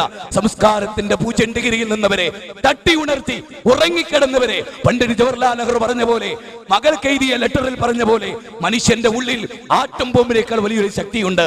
അത് ഉണർന്നു കഴിഞ്ഞാൽ ചെറുപ്പ വലുപ്പ വ്യത്യാസമില്ലാതെ വിപ്ലവങ്ങൾ സൃഷ്ടിക്കാൻ കഴിയും. ഹിറ്റ്ലറിന്റെ മനസ്സിൽ അത് ഉണർന്നു. പക്ഷേ അത് മറ്റൊരു തലത്തിലേക്ക് നീങ്ങി. ഇത്ര ഉണ്ടായിരുന്ന അഡോൾഫ് ഹിറ്റ്ലർ, വളരെ ഹൈറ്റ് കുറഞ്ഞ അഡോൾഫ് ഹിറ്റ്ലർ, ആ ഹിറ്റ്ലർ ലോകത്തെ കിടുകിടാ ഉറപ്പിച്ചു. അതേ യുദ്ധരംഗത്ത് തൊട്ടടുത്ത് വീണ ബോംബ് അദ്ദേഹത്തിന്റെ കൈകളിലെ ഒരു ഗ്ലാസ് വെള്ളത്തിന് ചെറുക്കിംഗ് പോലും വരുത്താതെ ധൈര്യസമേതം അദ്ദേഹം മുന്നോട്ട് നീങ്ങി. നെപ്പോളിയൻ ബോണപ്പാർട്ട്, അലക്സാണ്ടർ ചക്രവർത്തിമാർ ലോകത്ത് നടത്തിയ വിപ്ലവങ്ങൾ എന്തേ? ഇച്ഛാശക്തി. ആ ഇച്ഛാശക്തി സമൂഹത്തിന്റെ ചാലക ശക്തിയാക്കി മാറ്റി സമൂഹത്തെ രൂപപ്പെടുത്തിയെടുക്കാൻ രണ്ട് രൂപത്തിൽ ഉപയോഗിക്കാൻ കഴിയും. ഒന്ന് സമൂഹത്തിന്റെ നാശത്തിന്, ഒന്ന് സമൂഹത്തിന്റെ നവോത്ഥാനത്തിന്. ഇസ്ലാഹി പ്രസ്ഥാനത്തിന്റെ യൗവനം നവോത്ഥാനത്തിന് വേണ്ടി. അതുകൊണ്ടാ അവരെന്തേ അവരുടെ ഈമാൻ അല്ലാഹു വർദ്ധിപ്പിച്ചത്? എന്തേ അല്ലാഹു അവരെ ഉറപ്പിച്ചു നിർത്തിയത്? ഒരു കാര്യം അവർ എഴുന്നേറ്റ് നിന്ന് പ്രഖ്യാപിച്ചു. രാജാവിന്റെ മുഖത്ത് നോക്കി, സൈന്യങ്ങളുടെ മുഖത്ത് നോക്കി. റബീ ഇബ്നു ആമിർ കൊട്ടാരത്തിലേക്ക് കറുത്ത പുതപ്പും ധരിച്ച് മെലിഞ്ഞുണങ്ങിയ ധൈര്യസമേതം ശിരസുയർത്തി അങ്ങ് തലകുനിക്കാതെ രാജകൊട്ടാരത്തിൽ പഞ്ചമുച്ചവടക്കി അടിയനെന്ന് പറഞ്ഞു നിൽക്കാതെ തല ഉയർത്തി കടന്നു ചെന്നു. ആരടാ ഈ രാജകൊട്ടാരത്തിൽ ഇത്ര ധൈര്യശാലിയായ ഒരു ദരിദ്രനാര്? റബീ ഇബ്നു ആമിർ റളിയല്ലാഹു അൻഹു. അതെ, അങ്ങോട്ട് കയറി ചെന്നു. ഞങ്ങൾ ആരാണെന്നോ? അതെ, ഞങ്ങൾ നിങ്ങളെ ക്ഷണിക്കാൻ വരികയാണ്. ലോകത്തിന്റെ മനുഷ്യരുടെ അടിമത്തത്തിൽ നിന്ന് അള്ളാഹുവിന്റെ ഏകത്വത്തിലേക്കും അവന്റെ അടിമകളാകുന്നതിലേക്കും, ഭൂമിയുടെ കുടിസതയിൽ നിന്ന് ഇസ്ലാമിന്റെ വിശാലമായ ലോകത്തേക്കും, അനീതിയുടെ ലോകത്ത് നിന്ന് നീതിയുടെ ലോകത്തേക്കും നിങ്ങളെ കൈപിടിച്ചുയർത്താൻ അള്ളാഹു ഞങ്ങളെ ഏൽപ്പിച്ചിട്ടുണ്ട്. ആ ദൗത്യം നിർവഹിച്ചവർ, ആ ദൗത്യം ജീവിതത്തിൽ പകർത്തിയവർ. ഇനി എന്തേ അസ്ഹാബുൽ കൗഫിന്റെ പ്രത്യേകത? അവർ പറഞ്ഞു, ആകാശഭൂമികളുടെ റബ്ബ് ഞങ്ങളുടെ റബ്ബാണ് എന്ന് മാത്രമല്ല, അവന് പുറമെ മറ്റാരോടെങ്കിലും ഞങ്ങൾ പ്രാർത്ഥിച്ചാൽ, അടിവരയിട്ടോ ISM-കാർ അടിവരയിട്ടോ ബാക്കിയുള്ള മുസ്ലിം സംഘടനകൾക്ക് പറഞ്ഞു കൊടുക്ക്. എന്താ അവർ പറഞ്ഞത്? അള്ളാഹുവിന് പുറമെ മറ്റൊരു ശക്തിയോട് ഞങ്ങൾ പ്രാർത്ഥിച്ചാൽ അത് അന്യായമായ വാക്കാകും. എന്ത്? അള്ളാഹു അല്ലാത്തവരുള്ള പ്രാർത്ഥന എന്ന മെസ്സേജ് ലോകത്തിന് നൽകുന്ന മുഴുവൻ പ്രാസംഗികരും അന്യായമായി പ്രസംഗിച്ചവരാണ്. അവരുടെ പ്രസംഗം ന്യായമല്ല. അസ്ഹാബുൽ കൗഫിന്റെ പ്രഖ്യാപനം അല്ലാഹു അല്ലാത്തവരോട് പ്രാർത്ഥിക്കാം എന്ന് ഞങ്ങൾ പറഞ്ഞാൽ അത് അന്യായമായ വാക്കാണ്. ആ അന്യായമായ വാക്ക് ഞങ്ങൾ പറയില്ല എന്ന് എഴുന്നേറ്റ് നിന്ന് പ്രഖ്യാപിച്ചപ്പോൾ അല്ലാഹു അവർക്ക് ഈമാൻ കൊടുത്തു. പറ, ISM-നെ സംബന്ധിച്ചിടത്തോളം ഈ ഈമാനിക ചൈതന്യം എവിടെ കടന്നു എന്നാലും ലോകത്തിന്റെ ഏത് മേഖലകളിൽ 5 മിനിറ്റ് പറയാൻ കിട്ടിയാൽ യൂസുഫ് നബിയെ പോലെ അതേ ജയിലറകളിൽ കഴിയുന്ന രണ്ടാളുകൾ സ്വപ്ന വ്യാഖ്യാനം വന്ന് ചോദിച്ചപ്പോ വ്യാഖ്യാനം പറഞ്ഞുകൊടുത്ത് മനസ്സ് തങ്ങൾക്ക് അനുകൂലമാക്കി തൗഹീദ് പറയാനല്ല അല്ലാഹു സുബ്ഹാനഹു വ തആല പറഞ്ഞത്. മറിച്ച് ആദ്യം തൗഹീദ് പറഞ്ഞു കൊടുക്ക്, പിന്നെ അവരുടെ ആവശ്യം നിർവഹിച്ചു കൊടുക്ക്. അവരുടെ ആവശ്യം നിർവഹിച്ചു കൊടുത്ത് തൗഹീദ് പറയാൻ ചോദിച്ചാൽ ആവശ്യം നിർവഹിച്ചു കൊടുത്തു എന്ന കാരണത്താൽ അവർ നിനക്ക് ചെവി തരും. അത് നമുക്ക് ആവശ്യമില്ല. നമുക്ക് പറയാനുള്ളത് ആദ്യമായി അവരെ പറഞ്ഞു കേൾപ്പിക്കുക. ജയിലറകളിൽ കിട്ടിയ ആ സമയം ഫലപ്രദമായി തൗഹീദ് പറയാൻ ഉപയോഗിച്ച യൂസുഫ് നബിയുടെ യൗവനം തീർന്നില്ല. മഹാനായ യൂസുഫ് നബി സൗന്ദര്യത്തിന്റെ നിറകുടം. റസൂലുള്ളാഹി പറഞ്ഞത് സൗന്ദര്യത്തിന്റെ പാതി എന്നാണ്. സൗന്ദര്യത്തിന്റെ പാതിയായ യൂസുഫ് നബി രാജകൊട്ടാരത്തിൽ ജീവിക്കുകയാണ്. സുഖലോലുപതയുടെ പ്രഥമ വനിതയായ സുലേഖ അവർ ക്ഷണിക്കുന്നു ഒരു തമ്മാടിത്തത്തിന്. അവിടെ എന്ന് പറഞ്ഞ് തിരിച്ചു പോരാൻ കഴിഞ്ഞ ഒരു യൗവനം, ആ യൗവനമാണ് നമ്മുടെ മാതൃക.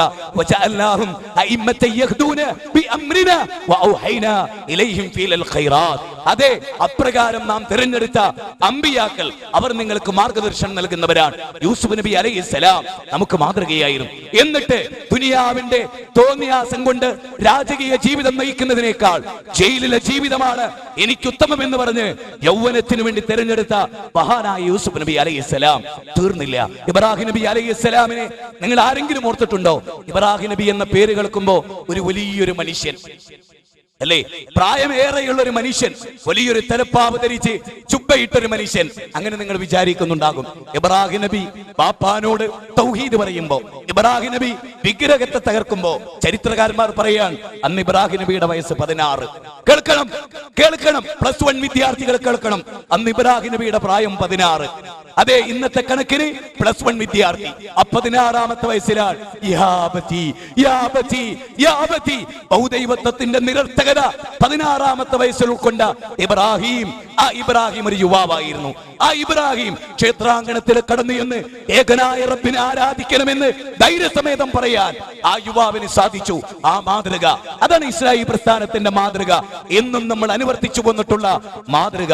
ഒരു ജാതി, ഒരു മതം, ഒരു ദൈവം മനുഷ്യന് എന്ന് ശ്രീനാരായണ ഗുരുവിനെ കൊണ്ട് പറയിപ്പിച്ചത് വക്കം അബ്ദുൽ ഖാദർ മൗലവിയാണ്. വക്കം അബ്ദുൽ ഖാദർ മൗലവിയുടെ സദസ്സിൽ സ്ഥിരമായി പങ്കെടുക്കാറുള്ള മഹാനായ വ്യക്തിത്വമായിരുന്നു ശ്രീനാരായണ ഗുരു. ഈ ചരിത്രം രേഖപ്പെടുത്തിയിട്ടുണ്ട് അബ്ദുൽ കരീം സാഹിബ് രേഖപ്പെടുത്തിയിട്ടുണ്ട്. ആ ചരിത്രം കെ ഉമർ മൗലവി സാഹിബ് ഓർമ്മകളുടെ തീരത്ത് രേഖപ്പെടുത്തിയിട്ടുണ്ട്. വായിക്കണം. ശ്രീനാരായണ ഗുരുവിനെ കൊണ്ട് ഒരു ജാതി, ഒരു മതം, ഒരു ദൈവം മനുഷ്യനെ എന്ന മുദ്രാവാക്യം ഒഴുക്കിപ്പിച്ചത് കേരള നദുബത്തുൽ മുജാഹിദീൻ എന്നും ആദരിക്കുന്ന സ്വദേശാഭിമാനി രാമകൃഷ്ണപിള്ളയാക്കി മാറ്റിയ വക്കം അബ്ദുൽ ഖാദർ മൗലവി എന്ന് പറയുന്ന മഹാനുഭാവനായിരുന്നു. അവരുടെ യൗവനം ചരിത്രത്തിന്റെ തീജ്വാലയായി. ഉമർ മൗലവിയെ മറന്നവർ ആരുണ്ട്? കൊച്ചിയിൽ, മട്ടാഞ്ചേരിയിൽ പരിസരത്ത് ജീവിച്ച സയ്യിദ് സനാഉല്ലാ മക്തി തങ്ങളെ മറന്നവരാരുണ്ട്? 35ാമത്തെ വയസ്സിലാണ് സയ്യിദ് സനാഉല്ലാ മക്തി തങ്ങൾ സർക്കാർ ഉദ്യോഗസ്ഥനായി ഇൻസ്പെക്ടറായിരുന്നു. എക്സൈസ് ഇൻസ്പെക്ടറായിരുന്നു സയ്യിദ് സനാഉല്ലാ മക്തി തങ്ങൾ. എക്സൈസ് ഇൻസ്പെക്ടറായിരുന്നു സയ്യിദ് സനാഉല്ലാ മക്തി തങ്ങൾ.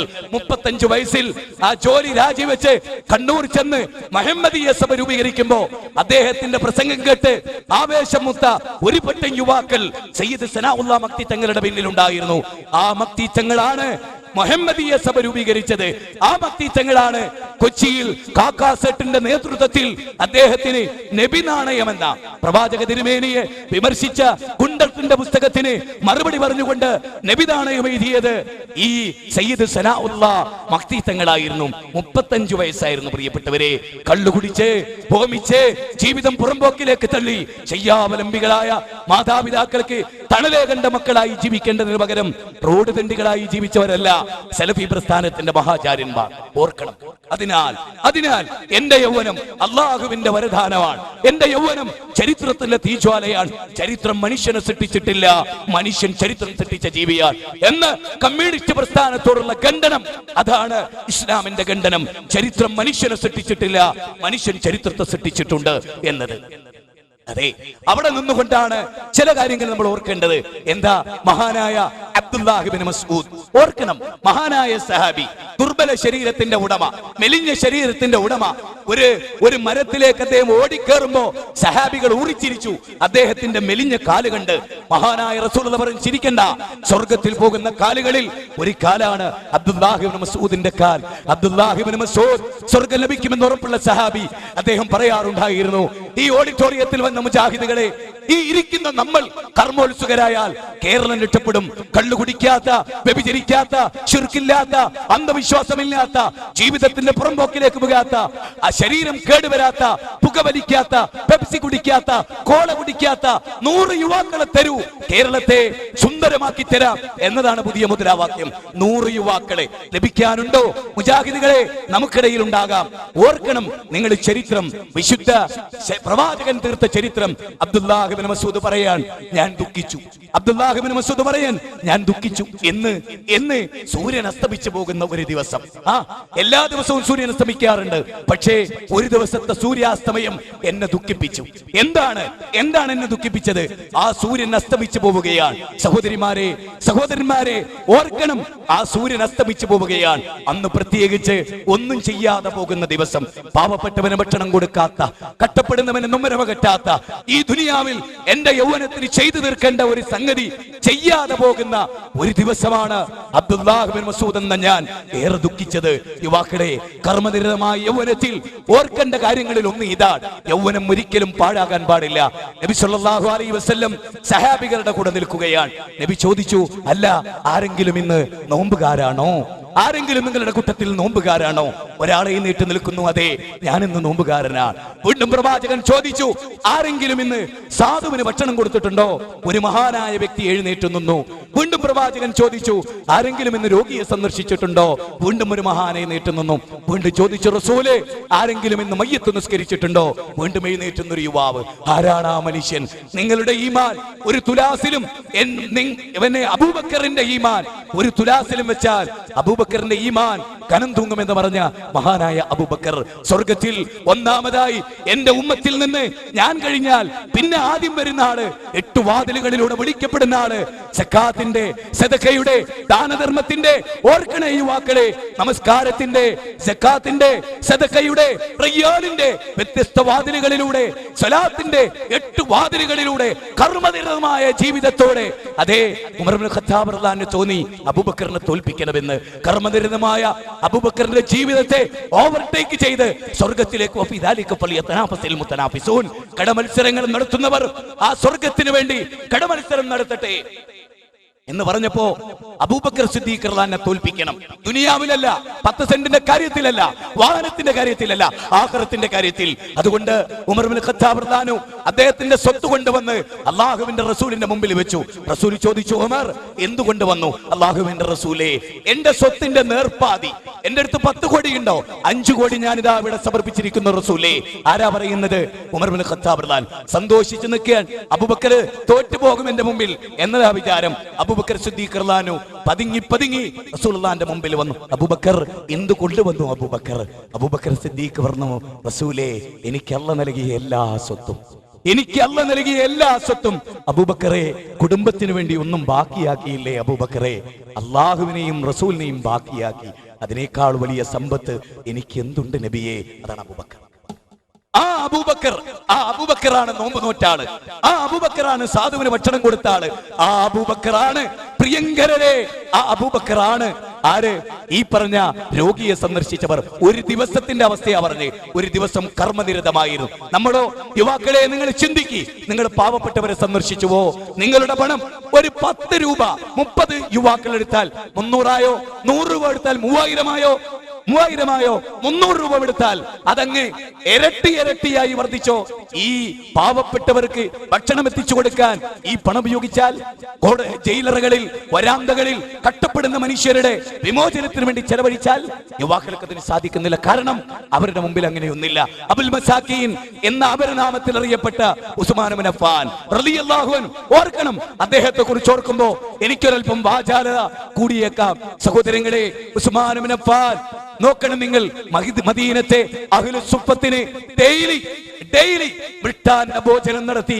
അതെ, മദീനത്തെ അഹ്ലു സുഫത്തിന് മൃഷ്ടാന്ന ഭോജനം കൊടുത്ത് ഒലീവെണ്ണയും കറുത്ത ഉണങ്ങിയ റൊട്ടിയും അത് കഴിച്ച്, പരിക്കൻ റൊട്ടി കടിച്ച് വായിൽ നിന്ന് ചോര വരെ വരാറുണ്ടായിരുന്ന മഹാനായ ഉസ്മാൻ ഇബ്നു അഫ്ഫാൻ തന്റെ വലത് കൈ തലയാണയായി മദീനത്തെ പള്ളിയുടെ ഓരത്ത് കിടന്നുറങ്ങി സ്വർഗം പ്രതീക്ഷ ഉസ്മാൻ ഇബ്നു അഫ്ഫാൻ റസൂലുള്ളാഹി സ്വല്ലല്ലാഹു അലൈഹി വആലിഹി വസഹബിഹി വസല്ലം ഒരിക്കൽ ചോദിച്ചു, ജൂതന്റെ കൈകളിലുള്ള റൂമാ കിണറില്ലേ, ആ റൂമാ കിണർ മുസ്ലിങ്ങൾക്ക് 20,000 ദീനാറിന് വാങ്ങി ദാനം ചെയ്താൽ സ്വർഗമുണ്ട് എന്ന വാർത്ത കേട്ടു. പഠിച്ചു നിന്നില്ല. ഉസ്മാൻ ഇബ്നു അഫ്ഫാൻ സ്വർഗം മതി.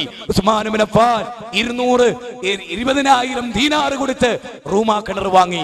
ഞാൻ ഈ കഴിഞ്ഞ ടേമിൽ ചരിത്രത്തിന്റെ ഭാഗമായി സൗദിയിൽ ചെന്നപ്പോ ആ റൂമാ കിണർ പ്രിയങ്കരരെ ഇന്നും നിലനിൽക്കുകയാണ്.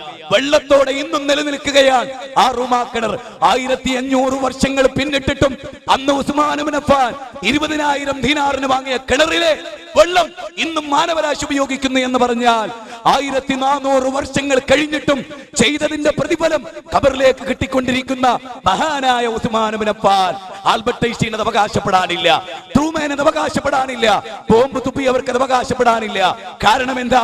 ഹിരോഷിമയിലും നാഗസാക്കിയിലെയും 3,70,000 വരുന്ന കൈകാലുകളില്ലാത്ത ഹിബ്ബാകുശകൾ അവരെ ശപിക്കുന്നുണ്ട്. എൻഡോസൾഫാന് വിധേയമായ പാവങ്ങൾ അവരെ ശപിക്കുന്നുണ്ട്. അവരുടെ കർമ്മം ലോകത്തിന് ദുരന്തം സമ്മാനിച്ചു. ആറ്റം ബോംബിടുന്നവരെ, രാസായുധങ്ങൾ ഉപയോഗിക്കുന്നവരെ, വലിയ വലിയ രോഗാണുക്കളെ സൃഷ്ടിച്ചുവിടുന്നവരെ എത്രത്തോളം എന്ന് പറഞ്ഞാൽ അങ്ങ് ബ്രിട്ടനിലെ പശുക്കൾക്ക് ഭ്രാന്തെടുത്ത് ആ പശുവിനെ വെടിവെച്ച് കൊല്ലേണ്ടി വന്നു. ബ്രിട്ടന് എന്തിന്റെ പേരിൽ? പശുവിന് പാലുണ്ടാകാൻ, ആരോഗ്യമുണ്ടാകാൻ, വമ്പിച്ച ഉൽപാദന ശേഷി ഉണ്ടാകാൻ മനുഷ്യൻ എന്ന് പറയുന്ന ഈ മൃഗം കണ്ടെത്തിയ അവർക്ക് കൊടുക്കുന്ന കാലിത്തീറ്റ ആരക വിഷം കലർന്നതായി പശുവിന് ഭ്രാന്തായി. ഇന്നത്തെ ലോകഘടന അതാണ്. യുവസമൂഹം എവിടെ? യുവാക്കൾ എവിടെ? ചരിത്രം എവിടെ? ശാസ്ത്രം എവിടെ? മനുഷ്യദിശ എവിടെ? രാഷ്ട്രീയ മേലാളന്മാരെവിടെ? മനുഷ്യരെ ഒരു തിരിച്ചുപോക്ക് അനിവാര്യമല്ലേ? മഹാനായ അസ്മാ ബീവി റളിയല്ലാഹു തആല അൻഹ. ചരിത്രത്തിൽ ഉമ്മമാരുണ്ട് ഇവിടെ ഉമ്മമാരുണ്ട്. അങ്ങനെ ഒരു ഉമ്മയാകാൻ എന്റെ ഉമ്മക്ക് സാധിച്ചുവോ? അങ്ങനെ ഒരു ഉമ്മയാകാൻ നമ്മുടെ ഉമ്മമാർക്ക് സാധിച്ചുവോ? അസ്മാ ബീവി ആരാ? അബൂബക്കർ സിദ്ദീഖ് റളിയല്ലാഹുവിന്റെ മോള, ആയിഷ ബീവിയുടെ സഹോദരിയാ. 100 വയസ്സാ അസ്മാ ബീവി റളിയല്ലാഹു തആല അൻഹ. 100 വയസ്സ്. 100 വയസ്സായപ്പോ കണ്ണുകളുടെ കാഴ്ച പൂർണ്ണമായി നഷ്ടപ്പെട്ട അസ്മാ ബീവി റളിയല്ലാഹു തആല അൻഹ. ഭർത്താവ് മരിച്ചു, മക്കൾ ഒരുപാട് കൊല്ലപ്പെട്ടു. അവസാനം ഒരു മകൻ അവശേഷിച്ചിരുന്നു, അബ്ദുല്ലാഹ് ഇബ്നു സുബൈർ. അബ്ദുല്ലാഹ് ഇബ്നു സുബൈർ റളിയല്ലാഹു അൻഹു. ഓർക്കണം, അബ്ദുല്ലാഹ് ഇബ്നു സുബൈർ യുദ്ധരംഗത്ത് നിന്ന് മടങ്ങി വരികയാണ്. റസൂലുള്ളാഹി സ്വല്ലല്ലാഹു അലൈഹി വസല്ലമയുടെ ദീൻ ഉൾക്കൊണ്ട ആവേശകാരിയായ അബ്ദുല്ലാഹ് ഇബ്നു സുബൈർ, കർമ്മപടനായ അബ്ദുല്ലാഹ് ഇബ്നു സുബൈർ, യൗവനം പൂർണ്ണമായി പൂരിപ്പിക്കപ്പെട്ട അബ്ദുല്ലാഹ് ഇബ്നു സുബൈർ മടങ്ങി വന്നപ്പോൾ ഉമ്മ ചോദിച്ചു, മോനെ എന്തിനാ മോനെ നീ ഇങ്ങ് പോകുന്നത്? നിന്റെ അനുയായികളെ കൊല്ലാൻ കൊടുത്തിട്ട് മോനെ നീ എന്തിനാ ഇങ്ങ് പോകുന്നത്?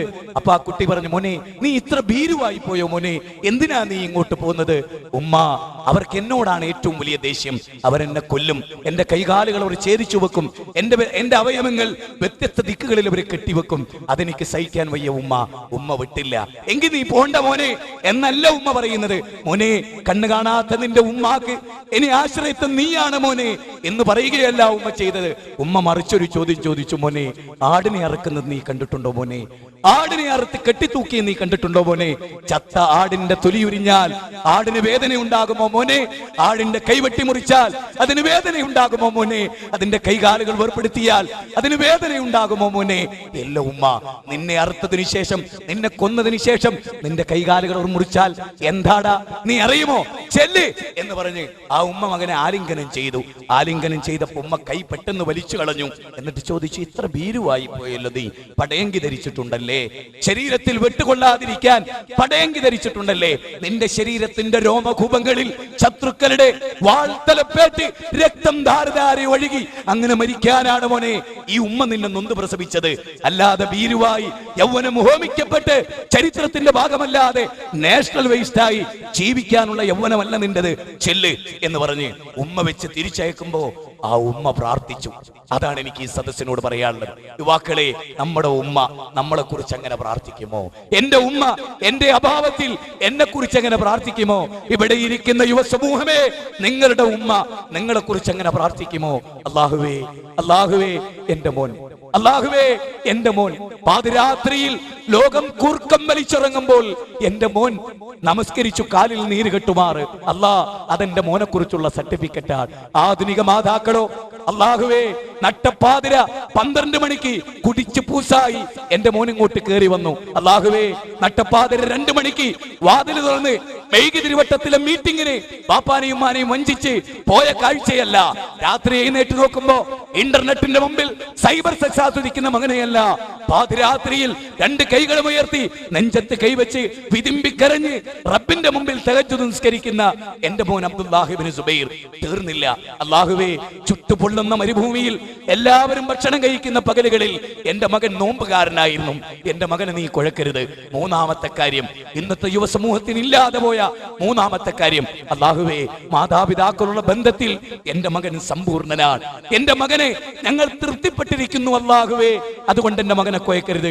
ഇങ്ങനെ ഒരു ഉമ്പ പറയുന്ന മകൻ, ഇങ്ങനെ പറയപ്പെടാൻ മാത്രം യോഗ്യതയുള്ള ഒരു യൗവനം അബൂദർ അൽ ഗഫാരി പ്രഗത്ഭനായ സഹാബിയായിരുന്നു. റസൂലുള്ളാഹി ചോദിച്ചു, അബൂദറേ, ഈ പരാമർശം നിങ്ങളൊന്ന് പ്രത്യേകം ശ്രദ്ധിക്കണം. അബൂദറേ, വല്ലാത്തൊരു ചോദ്യം. അബൂദറേ, നീ യാത്ര പോകാറുണ്ടോ? അബൂദറേ, നബി സല്ലല്ലാഹു അലൈഹി വസല്ലമയോട് അബൂദർ പറഞ്ഞു, അതേ നബിയെ, യാത്ര പോകാറുണ്ട്.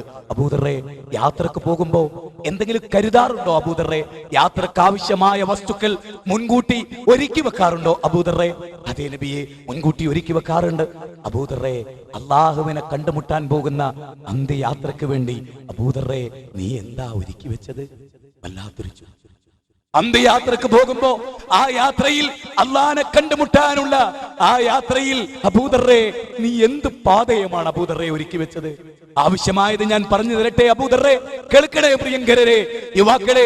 ഈ പറവൂർ ഓഡിറ്റോറിയത്തിൽ, ഈ മുനിസിപ്പൽ ഓഡിറ്റോറിയത്തിൽ ഹാജരായിട്ടുള്ളവരെ, അബൂദറിനോട് റസൂലുള്ളാഹി പറയാ, അബൂദറേ, ഏറ്റവും ഉഷ്ണമുള്ള ഒരു പകലിൽ, ശക്തമായി ചൂടനുഭവപ്പെടുമെന്ന് തോന്നുന്ന ഒരു പകലിൽ, ഡിഗ്രി കണക്കിന് തിളച്ചു മറയുന്ന വെള്ളവും ചൂടുമുള്ള ഒരു പകലിൽ അബൂദറേ, നീ ഒരു നോമ്പ് നോൽക്കുക. പാചകത്തിനുമേനി പഠിപ്പിക്കാൻ. എന്താ പാതയം? എന്താ പാതയം? നോമ്പുണ്ടോ? മൃഷ്ടാന്ന ഭോജനം കഴിച്ച് എപ്പോഴും കുടിച്ചും തിന്നും അങ്ങനെ രമിച്ചും ജീവിക്കുന്നവരായി മാറിയ നമ്മൾ, നിങ്ങൾക്കറിയുമോ, ചരിത്രത്തിൽ ബദർ പട്ടിണി കിടന്ന റമദാനിലാണ്. ചരിത്രത്തിലെ മിക്ക യുദ്ധങ്ങളും പട്ടിണി കിടക്കുന്ന റമദാനിലാണ്. നമ്മളെ പോലെ തിന്നും കുടിച്ചും ഭോഗിച്ചും എന്ന് പറയുന്ന ആ രോഗം പിടിപെട്ട സമൂഹമേ, മലവെള്ളപ്പാച്ചിലിൽ പാഞ്ഞു പോകുന്ന ചപ്പു ചെണ്ടികളെ പോലെ ശത്രുക്കൾ നിങ്ങളുടെ ഭക്ഷണത്തലികയിലേക്ക് വരും. അന്ന് ചോദിച്ചു, അവരെണ്ണത്തിൽ കുറവായിരിക്കുമോ? ബൽ അൻതും കസീർ. അല്ല, അവർ ജനപ്പെരുപ്പം കൊണ്ട് അവർ കൂടുതലായിരിക്കും. പക്ഷേ 2 രോഗങ്ങൾ അവർക്ക് പിടികൂടും. ഹുബ്ബു ദുനിയാവ കറാഹിയത്തുൽ മൗത്ത്, മരിക്കാനുള്ള വെറുപ്പ്, ദുനിയാവിനോടുള്ള ആർത്തി, അത് നമുക്ക് ഏറെയുണ്ട്. ദുനിയാവിനോടുള്ള ആർത്തി അത് നമുക്ക് ഏറെയുണ്ട്. സഹോദരങ്ങളെ, അബൂദറിനോട് റസൂൽ വീണ്ടും പറഞ്ഞു, അർദ്ധരാത്രിയിൽ ലോകം കൂർക്കം വലിച്ചിറങ്ങുമ്പോ 2 റക്അത്ത് നമസ്കരിക്കൂ അബൂദറേ. തീർന്നില്ല. നബി സല്ലല്ലാഹു അലൈഹി വസല്ലം പറഞ്ഞു, അബൂദറേ, ഹജ്ജ് ചെയ്യുക അബൂദറേ, പരലോകത്തിന് വേണ്ടി ഹജ്ജ് ചെയ്യുക അബൂദറേ. തീർന്നില്ല. അബൂദറിനോട് വീണ്ടും നബി സല്ലല്ലാഹു അലൈഹി വസല്ലം പറഞ്ഞു, പാവപ്പെട്ട ഒരു മിസ്കീന് ഭക്ഷണം കൊടുക്കുക അബൂദറേ, അത് സുന്നത്തായി നിലനിർത്തുക അബൂദറേ. തീർന്നില്ല. റസൂൽ പറഞ്ഞു, നല്ല വാക്ക് പറ അബൂദറേ. തീർന്നില്ല. ചീത്ത വിടിയൂ അബൂദറേ, എങ്കിൽ സ്വർഗത്തിലേക്കുള്ള പാതേയമാണ്. ഇവിടെ ഒരു കാര്യം പ്രത്യേകം ഓർക്കണം, ഈ ഉപദേശത്തിൽ എവിടെയും തൗഹീദില്ല. എന്നാൽ തൗഹീദുള്ള അബൂദറിനോടാണ് റസൂൽ ഇത് പറയുന്നത്. ചിലപ്പോ ഈ സംഭവം കേട്ടിട്ട് നാളെ ഈ സംഭവത്തിൽ സ്വർഗത്തിലേക്കുള്ള യാത്രയിൽ ഇതല്ലേ പറഞ്ഞിട്ടുള്ളൂ, തൗഹീദ് പറഞ്ഞിട്ടില്ലല്ലോ എന്ന് ചില കുരുട്ട് ബുദ്ധികൾക്ക് തോന്നും. തൗഹീദുള്ള, സുന്നത്തുള്ള, പരലോകത്തിൽ വിശ്വസിക്കുന്ന, ശിർക്കിലായിരുന്ന അബൂദർ ആരാ? അതുകൂടെ മനസ്സിലാക്കണം. ധർമ്മനിരതമായ യൗവനത്തിൽ അബൂദർ ആരാ പ്രിയങ്കരരെ? ആരാ ഈ അബൂദർ? അബൂദറിന് ഒരു അനുജനുണ്ടായിരുന്നു, അനീസ്. കേട്ടിട്ടുണ്ടോ? ആ അനീസിനെ മക്കത്തേക്ക് പറഞ്ഞയച്ചു. ഇതാ ഇങ്ങനൊരു മുഹമ്മദ് എന്ന പ്രവാചകൻ ലോകത്ത് വന്നിട്ടുണ്ടല്ലോ, അദ്ദേഹത്തെ കുറിച്ച് പഠിച്ചു വരാനാ അബൂദർ അനുജനെ പറഞ്ഞേക്കുന്നത്. മുസ്ലിങ്ങളെ, മുജാഹിദുകളെ, ഇങ്ങനൊരു അനുജനുണ്ടോ? ഇങ്ങനൊരു ചരിത്രമുണ്ടോ ഓർക്കാൻ? അങ്ങനെ അനീസ് ചെല്ലുകയാണ് മക്കത്ത്. യാതൊരു പ്രത്യേക ചിന്തകളൊന്നുമില്ലാതെ മുഹമ്മദ് നബിയുടെ ജീവിതം പഠിച്ച് മടങ്ങി വരികയാണ് ഗിഫാർ ഗോത്രത്തിലേക്ക്. എന്നിട്ട് അനീസ് ചില കാര്യങ്ങൾ വിശദീകരിച്ചു. പക്ഷേ അനുജന്റെ വിശദീകരണം തൃപ്തിയാകാത്ത അബൂദർ അൽ ഗഫാരി വേഷം മാറി മക്കത്തെത്തുകയാണ്. ഏതാ മക്ക കാലം? മുഹമ്മദ് എന്നൊരൊറ്റ മനുഷ്യനെ പേരുള്ളൂ അന്ന്, മുഹമ്മദ് നബിക്ക് മാത്രം. ആ പേരുച്ചരിച്ചാൽ എല്ലാവർക്കും അറിയാം അത് മുഹമ്മദ് നബിയെ കുറിച്ചാണ്. കാരണം വേറൊരു മുഹമ്മദ് മക്കത്തില്ല. മുഹമ്മദ് നബി എന്ന പേര് ഉച്ചരിക്കാൻ അവകാശമില്ലാത്ത മണ്ണ് പ്രിയങ്ക പ്രിയങ്കരരെ ഓർക്കണം, ഇന്നത്തെ മുജാഹിദുകളെ സലഫി പ്രസ്ഥാനത്തിന്റെ പൂർവികന്മാർ അടിച്ചുടച്ച് വെട്ടിത്തുറന്നു വന്ന ഊടുവഴികളെ, പാറക്കല്ലുകളെ തൗഹീദ് കൊണ്ട് ഇടിച്ചു നിരത്തിയ എക്സ്പ്രസ് ഹൈവേയിൽ വാഹനം ഓടിച്ചു പോകുന്ന ആധുനിക തലമുറയിലെ മുജാഹിദ് പ്രബോധകരെ ഓർത്തിട്ടുണ്ടോ? നിങ്ങൾ ഓർത്തിട്ടുണ്ടോ? മുഹമ്മദ് എന്ന പേരുച്ചരിച്ചാൽ അടിച്ചു പല്ല് കൊഴിച്ചു കളയുന്ന കാലത്ത് അബൂദർ മക്കയിൽ പ്രവേശിക്കുകയാണ്. അബൂദർ പരിശുദ്ധ കാബത്തിന്റെ പരിസരത്ത് 3 ദിവസം തങ്ങി, ആരും അറിയാതെ, പ്രത്യേകിച്ച് അന്വേഷിക്കാതെ, സമൂഹത്തിന്റെയും സ്പന്ദനങ്ങളൊക്കെ പഠിച്ചുകൊണ്ട് ഒരു മനുഷ്യനെ അദ്ദേഹം കണ്ടുമുട്ടി. ആ മനുഷ്യനോട് അങ്ങനെ മുഹമ്മദ് നബിയുടെ അടുത്തെത്തിക്കുമോ എന്ന് ചോദിച്ചു. നിനക്കതിന് ആഗ്രഹമുണ്ടോ? അതെ, എനിക്കതിന് ആഗ്രഹമുണ്ട്. ആരാ ഈ മനുഷ്യൻ? അലി ഇബ്നു അബീ ത്വാലിബ്. അദ്ദേഹം പേരൊന്നും പറഞ്ഞ് പരിചയപ്പെടുത്തി കൊടുത്തില്ല. അലി ഇബ്നു അബീ ത്വാലിബ് പറഞ്ഞു, ഇന്നത്തെ കാലം വല്ലാത്തൊരു കാലമാണ്. മക്കയെ കുറിച്ച് ആലോചിക്കണം. എറണാകുളത്ത് നിന്നുകൊണ്ട് ഞാനും നിങ്ങളും. അതേ പ്രിയങ്കരരെ, അലി റളിയല്ലാഹു പറയാൻ, നീ പേര് പറയരുത്, നീ എന്തിനു വന്നു എന്ന് പറയരുത്, നീ എന്റെ പിന്നാലെ വരുന്നു എന്ന ആളുകൾക്ക് തോന്നരുത്, ഒരിക്കലും തോന്നരുത്.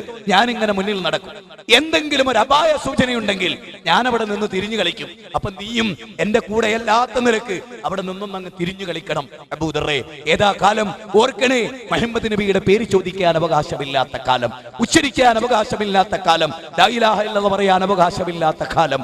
അലി ഇബ്നു അബീ ത്വാലിബ് റളിയല്ലാഹുവിന്റെ കൂടെ മെല്ലെ നടന്ന് പ്രയാസപ്പെട്ട് വേച്ച് അബൂദർ ദാറുൽ അർഖമിലെത്തുകയാണ്. സഫാ കുന്നിന്റെ തായ്വരയിൽ നബി മാത്രമായിരുന്നു പരസ്യമായി ദാറുൽ അർഖമിലെത്തിയിരുന്നത്. ബാക്കി സഹാബികളെല്ലാം ഒളിച്ചും പാർത്തും മക്കയിലെ മുശ്രിക്കുകളെ പേടിച്ചുകൊണ്ട് പോയ കാലം ഓർക്കണം. നിങ്ങൾ ഈ കാലഘട്ടം മറക്കരുത്. ചരിത്രത്തെ ഓർക്കണം, ഇന്നലകളെ ഓർക്കണം. ഇന്നലകളെ ഓർക്കാത്തവന് ഇന്നിന്റെ ചരിത്രം കൊണ്ട് പ്രത്യേകിച്ച് നേട്ടങ്ങളൊന്നുമില്ല.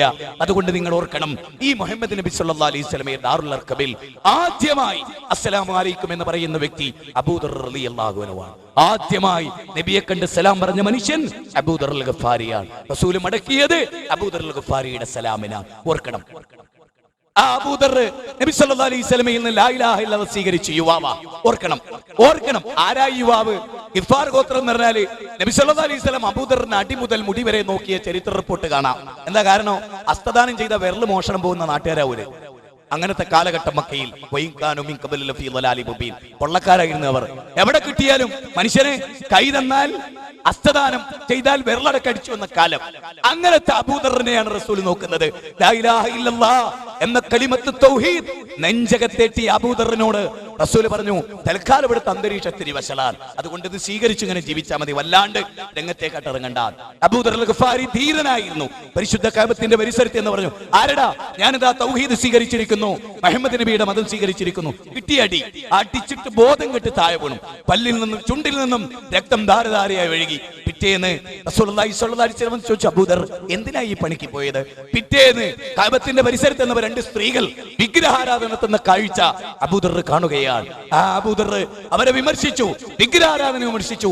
അടികിട്ടി, ബോധരഹിതനായി അടിച്ചു ചുരുട്ടി, അലക്കിയ ഡ്രസ് പോലെ ചുരുട്ടിക്കൂട്ടി മക്കക്കാർ അബൂദറിനെ തിരിച്ചയച്ചു. പ്രിയപ്പെട്ട സുഹൃത്തുക്കളെ, റസൂലുള്ള അബൂദറിനോട് പറഞ്ഞു, പൊയ്ക്കോ, ഇനി ഇവിടെ നിൽക്കണ്ട, നാട്ടിൽ പൊയ്ക്കോ. ഇനി കേട്ടോളി, ഇനി ചിലർ കേട്ടോളി, മഹാബുദ്ധിജീവികളും മഹാലിമുകളും കേട്ടോളി. അബൂദറിനോട് റസൂൽ പറയാൻ, അബൂദറെ, ഖുർആൻ 30 ജുസ് മനപ്പാടമാക്കി മഹാപണ്ഡിതനായതിനു ശേഷം ദഅവത്ത് നടത്തിയാൽ മതി എന്നല്ല, കേട്ടോ. അബൂദറെ, ഇവിടുന്ന് ഉൾക്കൊണ്ട ലാ ഇലാഹ ഇല്ലല്ലാഹ് അബൂദറെ, ആ ലാ ഇലാഹ ഇല്ലല്ലാഹ് നിന്റെ ഗോത്രത്തിൽ ചെന്ന് പറ, കേട്ടോളി. ആ ലാ ഇലാഹ ഇല്ലല്ലാഹ് അവിടെ ചെന്ന് പറ അബൂദറെ. നബി സല്ലല്ലാഹു അലൈഹി വസല്ലം പറഞ്ഞു. അബൂദർ ചെയ്തതെന്താ? നേരെ ചെന്നു അനുജനെ വിളിച്ചു വരുത്തി അനീസിനെ വിളിച്ചിരുത്തി പറഞ്ഞു, മോനെ, ലാ ഇലാഹ ഇല്ലല്ലാഹയുടെ ആശയം എന്നതാണ്, നീ ഉൾക്കൊള്ളണം. അല്ലാഹു ഏകനാണ്, അവനെ മാത്രം ആരാധിക്കണം, അവനെ വിളിച്ചു പ്രാർത്ഥിക്കണം. അനീസിനത് മനസ്സിലായി. 2 പേരും ഇസ്ലാം സ്വീകരിച്ചു, അൽഹംദുലില്ലാ. പിന്നെ അവർ 2 പേരും നേരെ ചെല്ലുന്നത് ഉമ്മാന്റെ അടുത്താണ്. മുജാഹിദുകളെ, ഉമ്മാന്റെ അടുത്ത്. ഉമ്മാനോട് തൗഹീദ് പറയും, ഉമ്മ അത് മനസ്സിലാക്കുന്നു, ഉമ്മ അത് ഉൾക്കൊള്ളുന്നു. പിന്നെ ഉമ്മ പറയാ, വാ മക്കളെ, അടുത്ത വീടുകളിലേക്ക് പ്രവേശിക്കാം. അടുത്ത വീടുകളിൽ ഗിഫാർ ഗോത്രം മുഴുവനും അവർ കേറിയിറങ്ങുക മാത്രമല്ല, തൗഹീദ് പഠിപ്പിച്ചു. അതേ, ലാ ഇലാഹ ഇല്ലല്ലാഹ് എന്ന കലിമത്തല്ലാത്ത ഒന്നും അബൂദർ അൽ ഗഫാരി നബിന്ന് പഠിച്ചിട്ടില്ല. ആ അബൂദറിലൂടെയുള്ള വിപ്ലവമാണ്. ഈ ഗിഫാർ ഗോത്രം പൂർണ്ണമായി ഇസ്ലാം സ്വീകരിച്ചു. തീർന്നില്ല, തൊട്ടടുത്ത അസ്ലം ഗോത്രത്തിലേക്ക് അവർ കയറി. ഒരു രാജ്യം അയൽ രാജ്യം അല്ലെ, അതുപോലെ ഒരു ഗോത്രം അടുത്ത ഗോത്രം. അങ്ങനെ കാലചക്രം കുറെ തിരിഞ്ഞ് മദീനത്ത് റസൂലുള്ള ഭരണാധികാരിയായി നിൽക്കുമ്പോ അങ്ങ് അകലെ നിന്ന് ഒരു വെള്ളപ്പൊട്ട് ഇങ്ങനെ അടുത്തു വരുന്ന പോലെ, നക്ഷത്ര ബിന്ദു പോലെ കുറെ ആളുകൾ ഇങ്ങനെ നടന്നു വരുന്നത് റസൂലുള്ള. സൈന്യത്തിന്റെ വരവോ സംഘം ആക്രമിക്കാനോ എന്ന് കരുതി റസൂലുള്ള സൈന്യത്തെ ഒരുമിച്ച് കൂട്ടി. അങ്ങനെ മുന്നിൽ ഒരാൾ മെലിഞ്ഞ് ഉണങ്ങി വെള്ളഷെട്ടും ധരിച്ച ഒരു മനുഷ്യൻ ഇങ്ങനെ വെള്ളപ്പൊട്ട് പോലെ നടന്നു വരുന്നുണ്ട്. റസൂലുള്ള സൂക്ഷിച്ചു നോക്കി, ആരാ? അബൂദർ. മർഹബാ മർഹബാ യാ അബൂദർ എന്ന് പറഞ്ഞു റസൂലുള്ള അബൂദറിനെ സ്വീകരിച്ചു. നബിയേ, അന്ന് മക്കത്ത് തൗഹീദ് സ്വീകരിച്ച് എന്നോട് മടങ്ങിപ്പോകാൻ പറഞ്ഞില്ലേ? ഇവിടെ കണ്ടതും പഠിച്ചതും അവിടെ പഠിപ്പിച്ചു കൊടുക്കാൻ പറഞ്ഞില്ലേ? അങ്ങനെ പഠിപ്പിച്ചതിന്റെ അനന്തര ഫലമില്ല നബിയെ. ഒരു 2 യോത്രങ്ങളിലെ മുഴുവൻ മനുഷ്യരും ഇസ്ലാം സ്വീകരിച്ച് ഇത് നബിയെ എന്റെ മുമ്പിൽ. അല്ലാഹുവിന്റെ റസൂല് പറഞ്ഞ വാക്കെന്തറിയോ?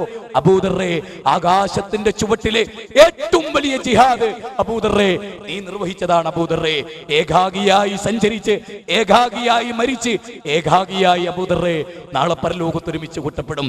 റബദയിൽ ഉസ്മാൻ ഇബ്നു അഫ്ഫാന്റെ ഭരണകാലഘട്ടത്തിൽ റബദയിൽ പോയി താമസിച്ച് ഏകാഗിയായി മരിച്ച് മെലിഞ്ഞുണങ്ങിയ കറുത്ത ഭാര്യ അവിടെ നിന്ന് കരഞ്ഞപ്പോ 12 സംഘങ്ങളിൽ അബ്ദുല്ലാഹ് ഇബ്നു മസ്ഊദിന്റെ നേതൃത്വത്തിൽ വന്ന സഹാബികൾ ആ മനുഷ്യന്റെ കബറടക്കുന്ന രംഗം ചരിത്രത്തിൽ വൈകാരികമായി രേഖപ്പെടുത്തപ്പെട്ടിട്ടുണ്ട്. സഹോദരങ്ങളെ, അബൂദറിന്റെ ജീവിതം, സഹോദരങ്ങളെ, ഉസ്മാൻ ഇബ്നു അഫ്ഫാന്റെ ജീവിതം, ഇത് ഗൗരവമായി ഓർക്കാൻ. അതെ, മാതാപിതാക്കൾക്ക് ഉപകാരമുള്ള, നാട്ടുകാർക്ക് ഉപകാരമുള്ള, കുടുംബങ്ങൾക്ക് ഉപകാരമുള്ള അബൂബക്കർ സിദ്ദീഖ് റളിയല്ലാഹു അൻഹു ജൂതൻ തടുത്തു വെച്ച് പറഞ്ഞില്ലേ ഇബ്നു തൂഗന്നെ പറഞ്ഞില്ലേ? എന്താ പറഞ്ഞത്? അബൂബക്കറെ, അങ്ങയെ പോലെയുള്ള ഒരു മനുഷ്യൻ ഈ നാട് വിട്ടുപോയാൽ ഈ നാടെന്താകുമെന്ന് പറഞ്ഞില്ലേ?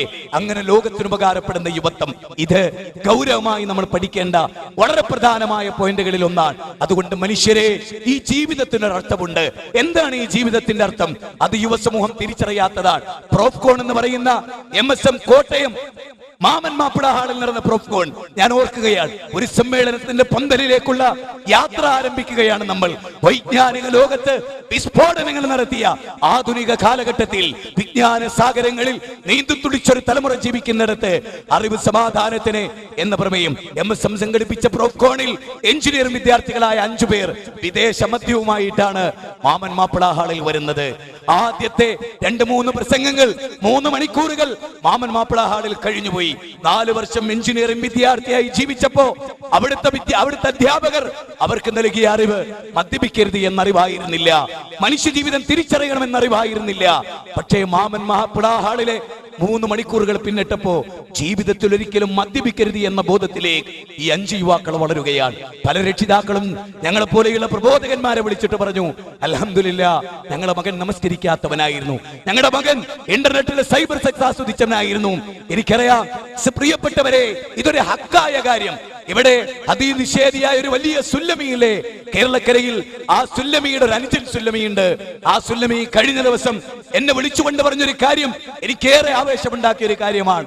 അദ്ദേഹം പറഞ്ഞു, ഞാനൊരു പണ്ഡിതനാണ്, എന്റെ ചേട്ടനൊരു പണ്ഡിതനാണ്, ഞാൻ നിങ്ങളോട് യോജിക്കുന്ന ആളല്ല, പക്ഷേ നിങ്ങളുടെ പ്രഭാഷണം കേട്ട് എന്റെ 2 മക്കളും ചാനൽ കട്ട് ചെയ്തു, സകല തിന്മകളും ഒഴിവാക്കി അവരിന്ന് ഏറ്റവും മുൻപന്തിയിൽ സ്വന്തം ബാപ്പാനെയും ഉമ്മാനെയും നയിക്കുന്നു. അതിൽ അങ്ങയോട് നന്ദി പറയുകയാണ്. ഞാൻ അദ്ദേഹത്തോട് പറഞ്ഞു, അല്ല, മുജാഹിദ് പ്രസ്ഥാനം അല്ലാഹുവിന്റെ ദീനനുസരിച്ച് പ്രവർത്തിച്ചപ്പോ അതിന്റെ ബൈ പ്രൊഡക്റ്റായി ലോകത്തൊരുപാട് നന്മകൾ ഉണ്ടായി. അതേ, റുക്സാന എന്ന് പറയുന്ന ഒരു പെൺകുട്ടി പ്രോഫ്കോണിൽ വന്ന് തിരുവനന്തപുരത്തേക്ക് മടങ്ങിപ്പോവുകയാണ്. ഹോമിയോ കോളേജിൽ ജീവിതത്തിൽ മതം എന്താണെന്ന് അറിയാത്ത മോഡേണായി ജീവിച്ച റുക്സാന ഇവിടെ പ്രോഫ്കോണിൽ പങ്കെടുത്ത് ആവേശം ഉൾക്കൊണ്ട് ജീവിതത്തെ തിരിച്ചറിഞ്ഞ് ആ പെൺകുട്ടി മടങ്ങിപ്പോവുകയാണ് ഹോമിയോ കോളേജിലേക്ക്. അവിടെ നിന്ന് കുറെ കുട്ടികളെ സംഘടിപ്പിച്ച് ഇന്ന് സ്ഥിരമായി ആ കുട്ടിയുടെ നേതൃത്വത്തിൽ നമ്മുടെ പണ്ഡിതന്മാരെ ക്ലാസ് നടക്കുകയാണ്. ഈ മാറ്റം എങ്ങനെയുണ്ടായി? ഇന്ത്യൻ പാർലമെന്റിൽ എഴുതി വെച്ചൊരു വാക്ക്, ഇന്നല്ലാഹ ലാ യുഗയ്യിറു മാ ബിഖൗമിൻ ഹത്താ യുഗയ്യിറു മാ ബിഅൻഫുസിഹിം. സ്വയം മാറ്റത്തിന് തയ്യാറാകാത്ത മനുഷ്യരെ അല്ലാഹു പരിവർത്തിപ്പിക്കുകയില്ല. സൂറത്ത് റഅദിലൂടെ അല്ലാഹു സംസാരിക്കുകയാണ് മനുഷ്യരോട്. പ്രിയങ്കരരെ, ഓർക്കണം, ഇത് ഈ കാര്യം ഗൗരവമായി നിങ്ങൾ ഓർക്കണം. തീർന്നില്ല. വിശുദ്ധ ഖുർആൻ പറഞ്ഞ പോലെ, യാ അയ്യത്തുഹൻ നഫ്സുൽ മുത്മഇന്ന ഇർജിഇ ഇലാ റബ്ബികി റാദിയതൻ മർദിയ. എന്റെ യൗവനം എനിക്ക് പൂർണ്ണമായി ഉപയോഗിക്കാൻ കഴിഞ്ഞു എന്ന തോന്നൽ നമുക്കുണ്ടാവണം. അതെ, ഇവിടുത്തെ തീവ്രവാദത്തിന്റെ, ഇവിടുത്തെ ഭീകരവാദത്തിന്റെ, ഇവിടുത്തെ എല്ലാ നശീകരണ പ്രവർത്തനത്തിലും ആരാ ഉള്ളത്? യുവാക്കളാണ്. മുമ്പേ നിങ്ങൾക്കറിയുമോ, കോഴിക്കോട് പട്ടണത്തിൽ സ്ഥിരമായി ബൈക്ക് മോഷണം പോവുക. അന്വേഷിച്ചെന്നത് ഹൈസ്കൂളുകളിലാണ്. 32 വിദ്യാർത്ഥികളെയാണ് പോലീസ് അറസ്റ്റ് ചെയ്തത്. നിങ്ങൾ ഓർക്കണം മട്ടാഞ്ചേരിയിലെ നൈറ്റ് പെട്രോളിങ്ങിനിടയിൽ പോലീസുകാർ ഒരു 16-കാരനെ കണ്ടുമുട്ടുകയാണ്. ഒരു മരച്ചുവട്ടിലേക്ക് മാറി നിൽക്കുന്ന 16-കാരനെ അവന്റെ SMS-ലേക്ക് അവന്റെ കൂട്ടുകാരി അയച്ച മെസ്സേജ്, ഉമ്മമാരെ നമ്മുടെ കണ്ണ് തുറപ്പിക്കേണ്ടതാണ്. എന്താ മെസ്സേജ്? എന്റെ വീട്ടുകാരെല്ലാം ഉറങ്ങി, എന്റെ അടുക്കളവാതിൽ ഞാൻ നിനക്ക് വേണ്ടി തുറന്നു വെച്ചിരിക്കുന്നു, നീ വന്നോ എന്ന്. 3 ആഴ്ചകൾക്ക് മുമ്പുള്ള കഥയായി പറയുന്നത്. എവിടെ എത്തി നിൽക്കുന്നു സമൂഹം? ഇവിടെ ഒരു കാര്യം കൂടി നമ്മൾ ഓർക്കണം. യുവാക്കൾ നന്നാകില്ലെന്ന പരാതി നമുക്കുണ്ട്. യുവാക്കൾ നന്നാകാൻ നിങ്ങൾ നിങ്ങളുടെ വീട്ടിൽ എന്ത് ചെയ്തു വെച്ചു? മഹാനായ ലുഖ്മാൻ അൽ ഹക്കീം. എന്റെ പ്രസംഗം അവസാനിപ്പിക്കുമ്പോൾ ഞാൻ ആ ഭാഗം പറഞ്ഞുകൊണ്ട് അവസാനിപ്പിക്കട്ടെ. പ്രിയങ്കരരെ, മഹാനായ ലുഖ്മാൻ അൽ ഹക്കീം, തത്വജ്ഞാനിയായ ലുഖ്മാൻ അൽ ഹക്കീം, യാ ബുനയ്യ, കുഞ്ഞുനാളിലെ ഒരു മകനെ രൂപപ്പെടുത്തിയെടുക്കുകയാണ്. എന്റെ പൊന്നുമോനെ, എന്റെ പൊന്നുമോനെ, എന്റെ കുഞ്ഞുമോനെ, ഇതാ ശിർക്ക് ചെയ്യരുത് മോനെ. ആകാശഭൂമികളെ സൃഷ്ടിച്ച തമ്പുരാനിൽ പങ്കു ചേർക്കരുത് മോനെ. ഇന്ന ശിർക ലദുൽമുൻ അദീം. മോനെ, വമ്പിച്ച പാപമാണ് മോനെ ശിർക്ക്. നോക്കൂ, ഒരു പിതാവ് എന്റെ മോനെ, എന്റെ മോനെ, എന്റെ മോനെ, എടാ വാടാ നിക്കടാ എന്ന ആധുനിക സ്വരമല്ല. എന്റെ പൊന്നുമോനെ, ശിർക്ക് ചെയ്യരുത് മോനെ. 31-ാം അധ്യായം 13-ാമത്തെ വചനം. രണ്ടാമത് ഖുർആനിലൂടെ പഠിപ്പിക്കപ്പെടുന്നത് അതേ മാതാപിതാക്കളെ കുറിച്ചുള്ള ബന്ധത്തെ കുറിച്ചാണ്. മാതാപിതാക്കളെ വൃദ്ധസദനത്തിൽ കൊണ്ടുപോയി ചേർക്കുന്ന പുതിയ തലമുറയുടെ കഥയല്ല. അമ്മമാരൊറ്റപ്പെട്ടു പോകുന്ന പുതിയ കഥയല്ല. മോനെ, നിന്നെ പ്രസവിക്കാനാണ് ഞാൻ ഏറെ കഷ്ടപ്പെട്ടത് മോനെ. മോനെ, നിന്നെ ഗർഭം ധരിച്ചപ്പോഴാണ് എനിക്ക് കൂടുതൽ വയറുണ്ടായത് മോനെ. നിന്നെ ഗർഭം ധരിച്ചപ്പോഴാണ് എന്റെ കാലിൽ കൂടുതൽ നീര് കെട്ടിയത് മോനെ. നിന്നെ ഗർഭം ചുമന്നപ്പോഴാണ് എനിക്ക് പ്രഷർ വർദ്ധിച്ചതുപോലെ. നിന്നെ ഗർഭം ചുമന്നപ്പോഴാണ് എനിക്ക് സിസേറിയൻ ആവശ്യം വന്നത് മോനെ. ആ മോനെ, നീ എന്നെ വിട്ടു പോയല്ലോ. അതെ, നിന്റെ മയ്യത്ത് എനിക്ക് കാണണ്ട മോനെ എന്നൊരു കണ്ണൂരിക്കാരി ഉമ്മ പറയാൻ മാത്രം യുവാക്കളുടെ യുവത്വം എവിടെയോ പോയി മറഞ്ഞിരിക്കുന്നു. അവന്റെ മുഖത്ത് ശാന്തിയില്ല, അവന്റെ മുഖത്ത് കാന്തിയില്ല, അവന്റെ മുഖത്ത് പ്രശോഭയില്ല. കണ്ണുകൾ വാർന്നിരിക്കുന്നു, ചുണ്ടുകൾ ആകെ വിളർത്തിരിക്കുന്നു. കണ്ണിന്റെ രുചിയാണ് അവന്റെ ചുണ്ടുകളിൽ. അവനെ എന്തൊക്കെയോ വൃത്തികേടുകൾ അവന്റെ വായിൽ നിന്ന് പുറത്തേക്ക് വരുന്നു. ഇങ്ങനൊരു യുവത്വം അതല്ല മോനെ. മോനെ, ശിർക്ക് ചെയ്യരുത് മോനെ. ഒന്നാമതായി മാതാപിതാക്കളോട് നല്ല നിലയിൽ പെരുമാറണം മോനെ. മോനെ, അവരുടെ നോക്കൂ, ഒരു പുരുഷനോട് റസൂലുള്ളാഹി പറഞ്ഞ എന്താ? നിന്റെ ഉമ്മയും ബാപ്പയും നിന്റെ സ്വർഗമാണ്. ഭാര്യമാരോടോ നിന്റെ ഭർത്താവ് നിന്റെ സ്വർഗവും നരകവുമാണ് എന്നാ റസൂലുള്ളാഹി പഠിപ്പിച്ച്. മൂന്നാമത്തെ കാര്യം, യാ ബുനയ്യ ഇന്നഹാ ഇൻ തകും മിസ്കാല ഹബ്ബത്തിൻ മിൻ ഖർദലിൻ. മോനെ, ഒരണുമണി തൂക്കമുള്ള കാര്യം മോനെ. ആകാശത്തിലോ ഭൂമിയിലോ വെള്ളത്തിനടിയിലോ എവിടെയാകട്ടെ മോനെ, അല്ലാഹ് അതിനെ പുറത്തു കൊണ്ടുവരും മോനെ. അതുകൊണ്ട് ബാപ്പാന്റെ പോക്കറ്റിൽ നിന്ന് 1 രൂപയായി എടുത്തു തുടങ്ങി 10ലേക്കും 100ലേക്കും 1000ത്തിലേക്കും ലക്ഷത്തിലേക്കും കിടക്കുമ്പോ മോനെ, റബ്ബ് നിന്നെ കാണുന്നുണ്ട് മോനെ. ഇങ്ങനെ ഒരു ശിക്ഷണം മാതാപിതാക്കളിൽ നിന്ന് ആധുനിക മക്കൾക്ക് കിട്ടുന്നുണ്ടോ? ചിന്തിക്കണം, ഗൗരവമായി ചിന്തിക്കണം. തീർന്നില്ല, നോക്കണേ നിങ്ങൾ. അബൂ ദുജാന റളിയല്ലാഹു അൻഹു സുബൈ നിസ്കാരം കഴിഞ്ഞ് പല സുബൈ നിസ്കാരം കഴിഞ്ഞ് ഓടുകയാണ്. ഓടുന്ന അബൂ ദുജാനയെ ഒരു ദിവസം സഹാബികൾ പിടിച്ചു വെച്ചു. എന്താ ഇത്? സലാം വീട്ടിയ ഉടനെ ഓടുക, ദിക്റില്ലേ, പ്രാർത്ഥനയില്ലേ എന്നാണ് ചോദ്യം. അബൂ ദുജാന പറഞ്ഞു, എന്താ ഞാൻ ഓടുന്നത്? ഞാൻ ദിക്ർ ചെല്ലാത്തതും ഓടുന്നതും അള്ളാനെ പേടിച്ചിട്ട്, അതിനിരിക്കാത്തത് അള്ളാനെ പേടിച്ചിട്ട്. അവർക്ക് കൗതുകമായി. ദിക്ർ ചെല്ലാതെ പ്രാർത്ഥിക്കാതെ ഓടുന്നത് പടച്ചോനെ പേടിച്ചിട്ടോ? അതെ അതെ, എന്റെ അയൽപ്പക്കത്ത് ഒരു ഈത്തപ്പഴയുണ്ട്. എന്റെ അയൽപ്പക്കത്ത് ഒരു ഈത്തപ്പനയുണ്ട്. ആ ഈത്തപ്പന ചരിഞ്ഞു നിൽക്കുന്നത് എന്റെ മുറ്റത്തേക്കാണ്. അത് നിറയെ പഴമാണ്. അത് രാവിലെ വീഴും.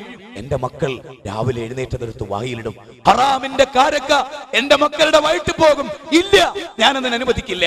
ഇവിടെ ഇരിക്കുന്ന മക്കളെ, നമ്മുടെ ബാപ്പയും ഉമ്മയും നമുക്ക് ഹലാലായ ഭക്ഷണം തന്നുവോ? ഓർക്കണം, അബൂബക്കർ സിദ്ദീഖ് റളിയല്ലാഹു ജീവിതത്തിൽ ഒരിക്കൽ ഒരു ഭക്ഷണം കഴിച്ചു പോയ ഒരു മനുഷ്യനോട് ചോദിക്കാതെ കഴിച്ചു കഴിഞ്ഞപ്പോഴാണ് ബോധം വന്നത്. ഈ ഭക്ഷണം എന്താണ്? ചോദിച്ചു, അല്ല മനുഷ്യ, ഇത് ഹലാലാണോ എന്ന ചോദ്യം. ആ മനുഷ്യൻ പറയാൻ, ഞാനൊരു ജ്യോത്സ്യനായിരുന്നു, മുമ്പ് ജ്യോത്സ്യപ്പണി ചെയ്തതിന്റെ പണം ഇപ്പോൾ എനിക്ക് കിട്ടിയതാണ്, അതാണിത്.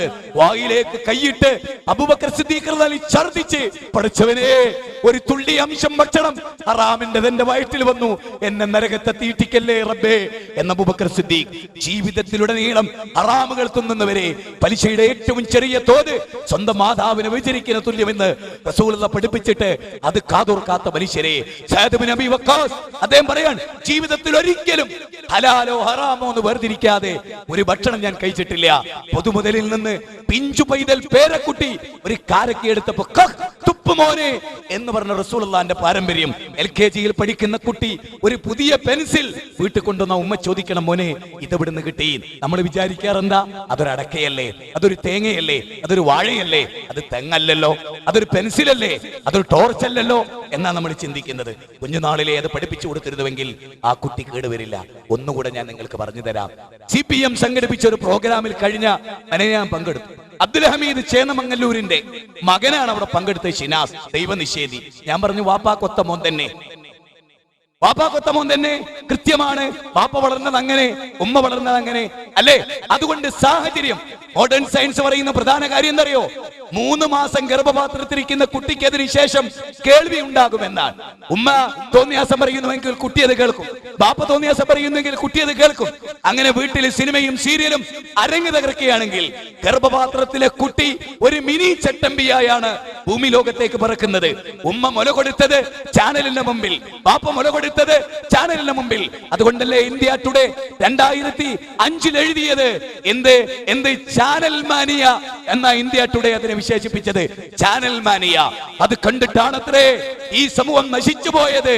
അതുകൊണ്ട് പ്രിയങ്കരരെ, നമ്മുടെ മക്കൾക്ക് എന്ത് കാണാൻ കൊടുത്തു? ഖുർആനും സുന്നത്തും ഓതുന്ന ഒരു ഭവനം, വിശുദ്ധ ഖുർആൻ പറഞ്ഞ 33-ാം അധ്യായം 34-ാമത്തെ വചനം, നിങ്ങളുടെ ഭവനങ്ങളിൽ വെച്ച് പാരായണം ചെയ്യപ്പെടുന്ന ഖുർആനും സുന്നത്തും നിങ്ങൾ ഓർക്കുക.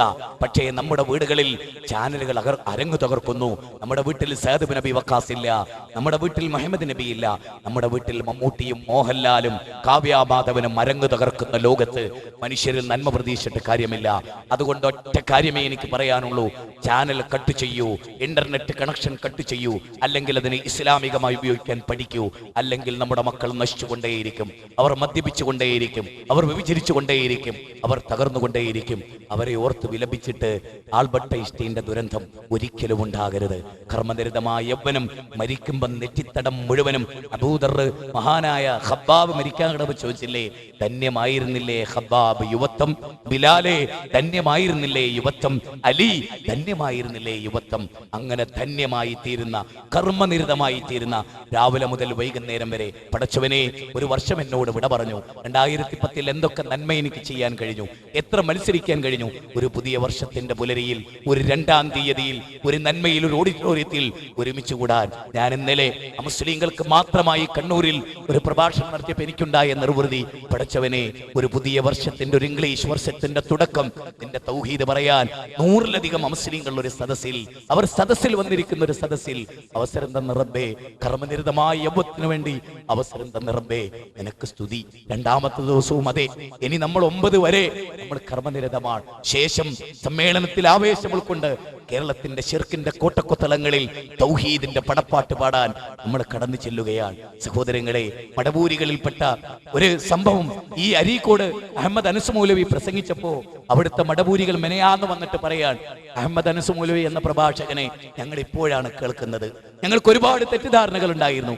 അതുകൊണ്ട് മടവൂരികളായ ഞങ്ങൾ സാമ്പത്തിക ചെലവ് വെക്കാം, ജമാഅത്തെ ഇസ്ലാമിക്ക് നിങ്ങൾ ഞങ്ങളുടെ നാട്ടിൽ അനസ് മൗലവിനൊന്ന് ബുക്ക് ചെയ്തു തരുമോ? മാത്രമല്ല, ഇന്നലെ എന്നെ മലപ്പുറത്തുനിന്നൊരു വിവാഹം വിളിച്ചിട്ട് 10 മടവൂരി വിഭാഗത്തിൽപ്പെട്ട യുവാക്കൾ അവർ ഞങ്ങളുടെ ഓഫീസിൽ വന്ന് പറയാ, മടവൂരികൾക്ക് തൗഹീദ് പ്രബോധനമില്ല. തൗഹീദ് ഇല്ല എന്നല്ലോ, തൗഹീദ് പ്രബോധനമില്ല. പ്രബോധനം നിങ്ങളുടെ കൂടെ, അതുകൊണ്ട് ഞങ്ങൾ നിങ്ങളോടൊപ്പമുണ്ട്, ഞങ്ങൾക്കൊന്ന് ഇന്നാളെ ബുക്ക് ചെയ്തു തരുമോ എന്നാണ് ചോദ്യം. സഹോദരങ്ങളെ, പ്രതീക്ഷ നൽകാൻ നമ്മളല്ലാതെ ആരാ ഉള്ളത്? ഇവിടുത്തെ മുസ്ലിങ്ങൾക്ക്, ഇവിടുത്തെ എല്ലാ മതവിഭാഗങ്ങൾക്കും നമ്മളല്ലാതെ ആരാ പ്രതീക്ഷ? നമ്മൾ മാറി നിന്നാൽ, യാ അയ്യുഹല്ലദീന ആമനു മൻ യർതദ്ദ മിൻകും മൻ ദീനിഹി ഫസൗഫ യഅ്തില്ലാഹു ബിഖൗമിൻ യുഹിബ്ബുഹും വയുഹിബ്ബൂനഹും. നിങ്ങൾ ഈ ദൗത്യം ഒഴിവാക്കിയാൽ അല്ലാഹു മറ്റൊരു വിഭാഗത്തെ കൊണ്ടുവരും. ആവില്ലടോ അവർ നിങ്ങളെപ്പോലെ. വലാ യഖാഫുന ലൗമത ലായിം, 5-ാം അധ്യായം 54-ാമത്തെ വചനം. ഈ മീറ്റിംഗിൽ, ഈ യോഗത്തിൽ നമ്മൾ ഉറക്കെ തീരുമാനിക്കുന്നു എന്ത്? ഇനി ഒരിക്കലും ശിർക്ക് ചെയ്യില്ലെന്ന്, ഇനി ഒരിക്കലും ശിർക്ക് ഈ സമൂഹത്തിൽ ഉണ്ടാകാതിരിക്കാൻ പരിശ്രമിക്കുമെന്ന്, തൗഹീദിന് വേണ്ടി പോരാടുമെന്ന്, ഇനി മദ്യപിക്കില്ലെന്ന്, ഇനി വ്യഭിചരിക്കില്ലെന്ന്, ഇനി പലിശ കൊടുക്കില്ലെന്ന്, ഇനി ഹറാം ഭക്ഷിക്കില്ലെന്ന്, ഇനി അനാവശ്യമായ വേഷവിധാനം ധരിക്കില്ലെന്ന്, ഇനി ചാനലിന് മുമ്പിൽ ഇരിക്കില്ലെന്ന്, ഇനി അക്രമങ്ങൾ നടത്തില്ലെന്ന് അങ്ങനെ തീരുമാനിച്ച് ജീവിച്ചാൽ അത് വൻ വിജയമായിരിക്കും. അല്ലാഹു അക്ബർ. റബ്ബനാ ആതിനാ ഫിദ്ദുനിയ ഹസന വഫിൽ ആഖിറതി ഹസനത വഖിനാ അദാബന്നാർ. റബ്ബനാ ആതിനാ ഫിദ്ദുനിയ ഹസന വഫിൽ ആഖിറതി ഹസനത വഖിനാ അദാബന്നാർ. അല്ലാഹുമ്മ യാ മുകല്ലിബൽ ഖുലൂബ് സബ്ബിത് ഖുലൂബനാ അലാ ദീനിക്. അല്ലാഹുമ്മ യാ മുകല്ലിബൽ ഖുലൂബ് സബ്ബിത് ഖുലൂബനാ അലാ ദീനിക്. അല്ലാഹുമ്മ യാ മുകല്ലിബൽ ഖുലൂബ് സബ്ബിത് ഖുലൂബനാ അലാ ദീനിക്. റബ്ബനാ ആതിനാ ഫിദ്ദുനിയ ഹസന വഫിൽ ആഖിറതി ഹസനത വഖിനാ അദാബന്നാർ. ആമീൻ ബിറഹ്മതിക യാ അർഹമർ റഹീമീൻ. അസ്സലാമു അലൈക്കും വറഹ്മത്തുള്ളാഹി വബറകാതുഹു.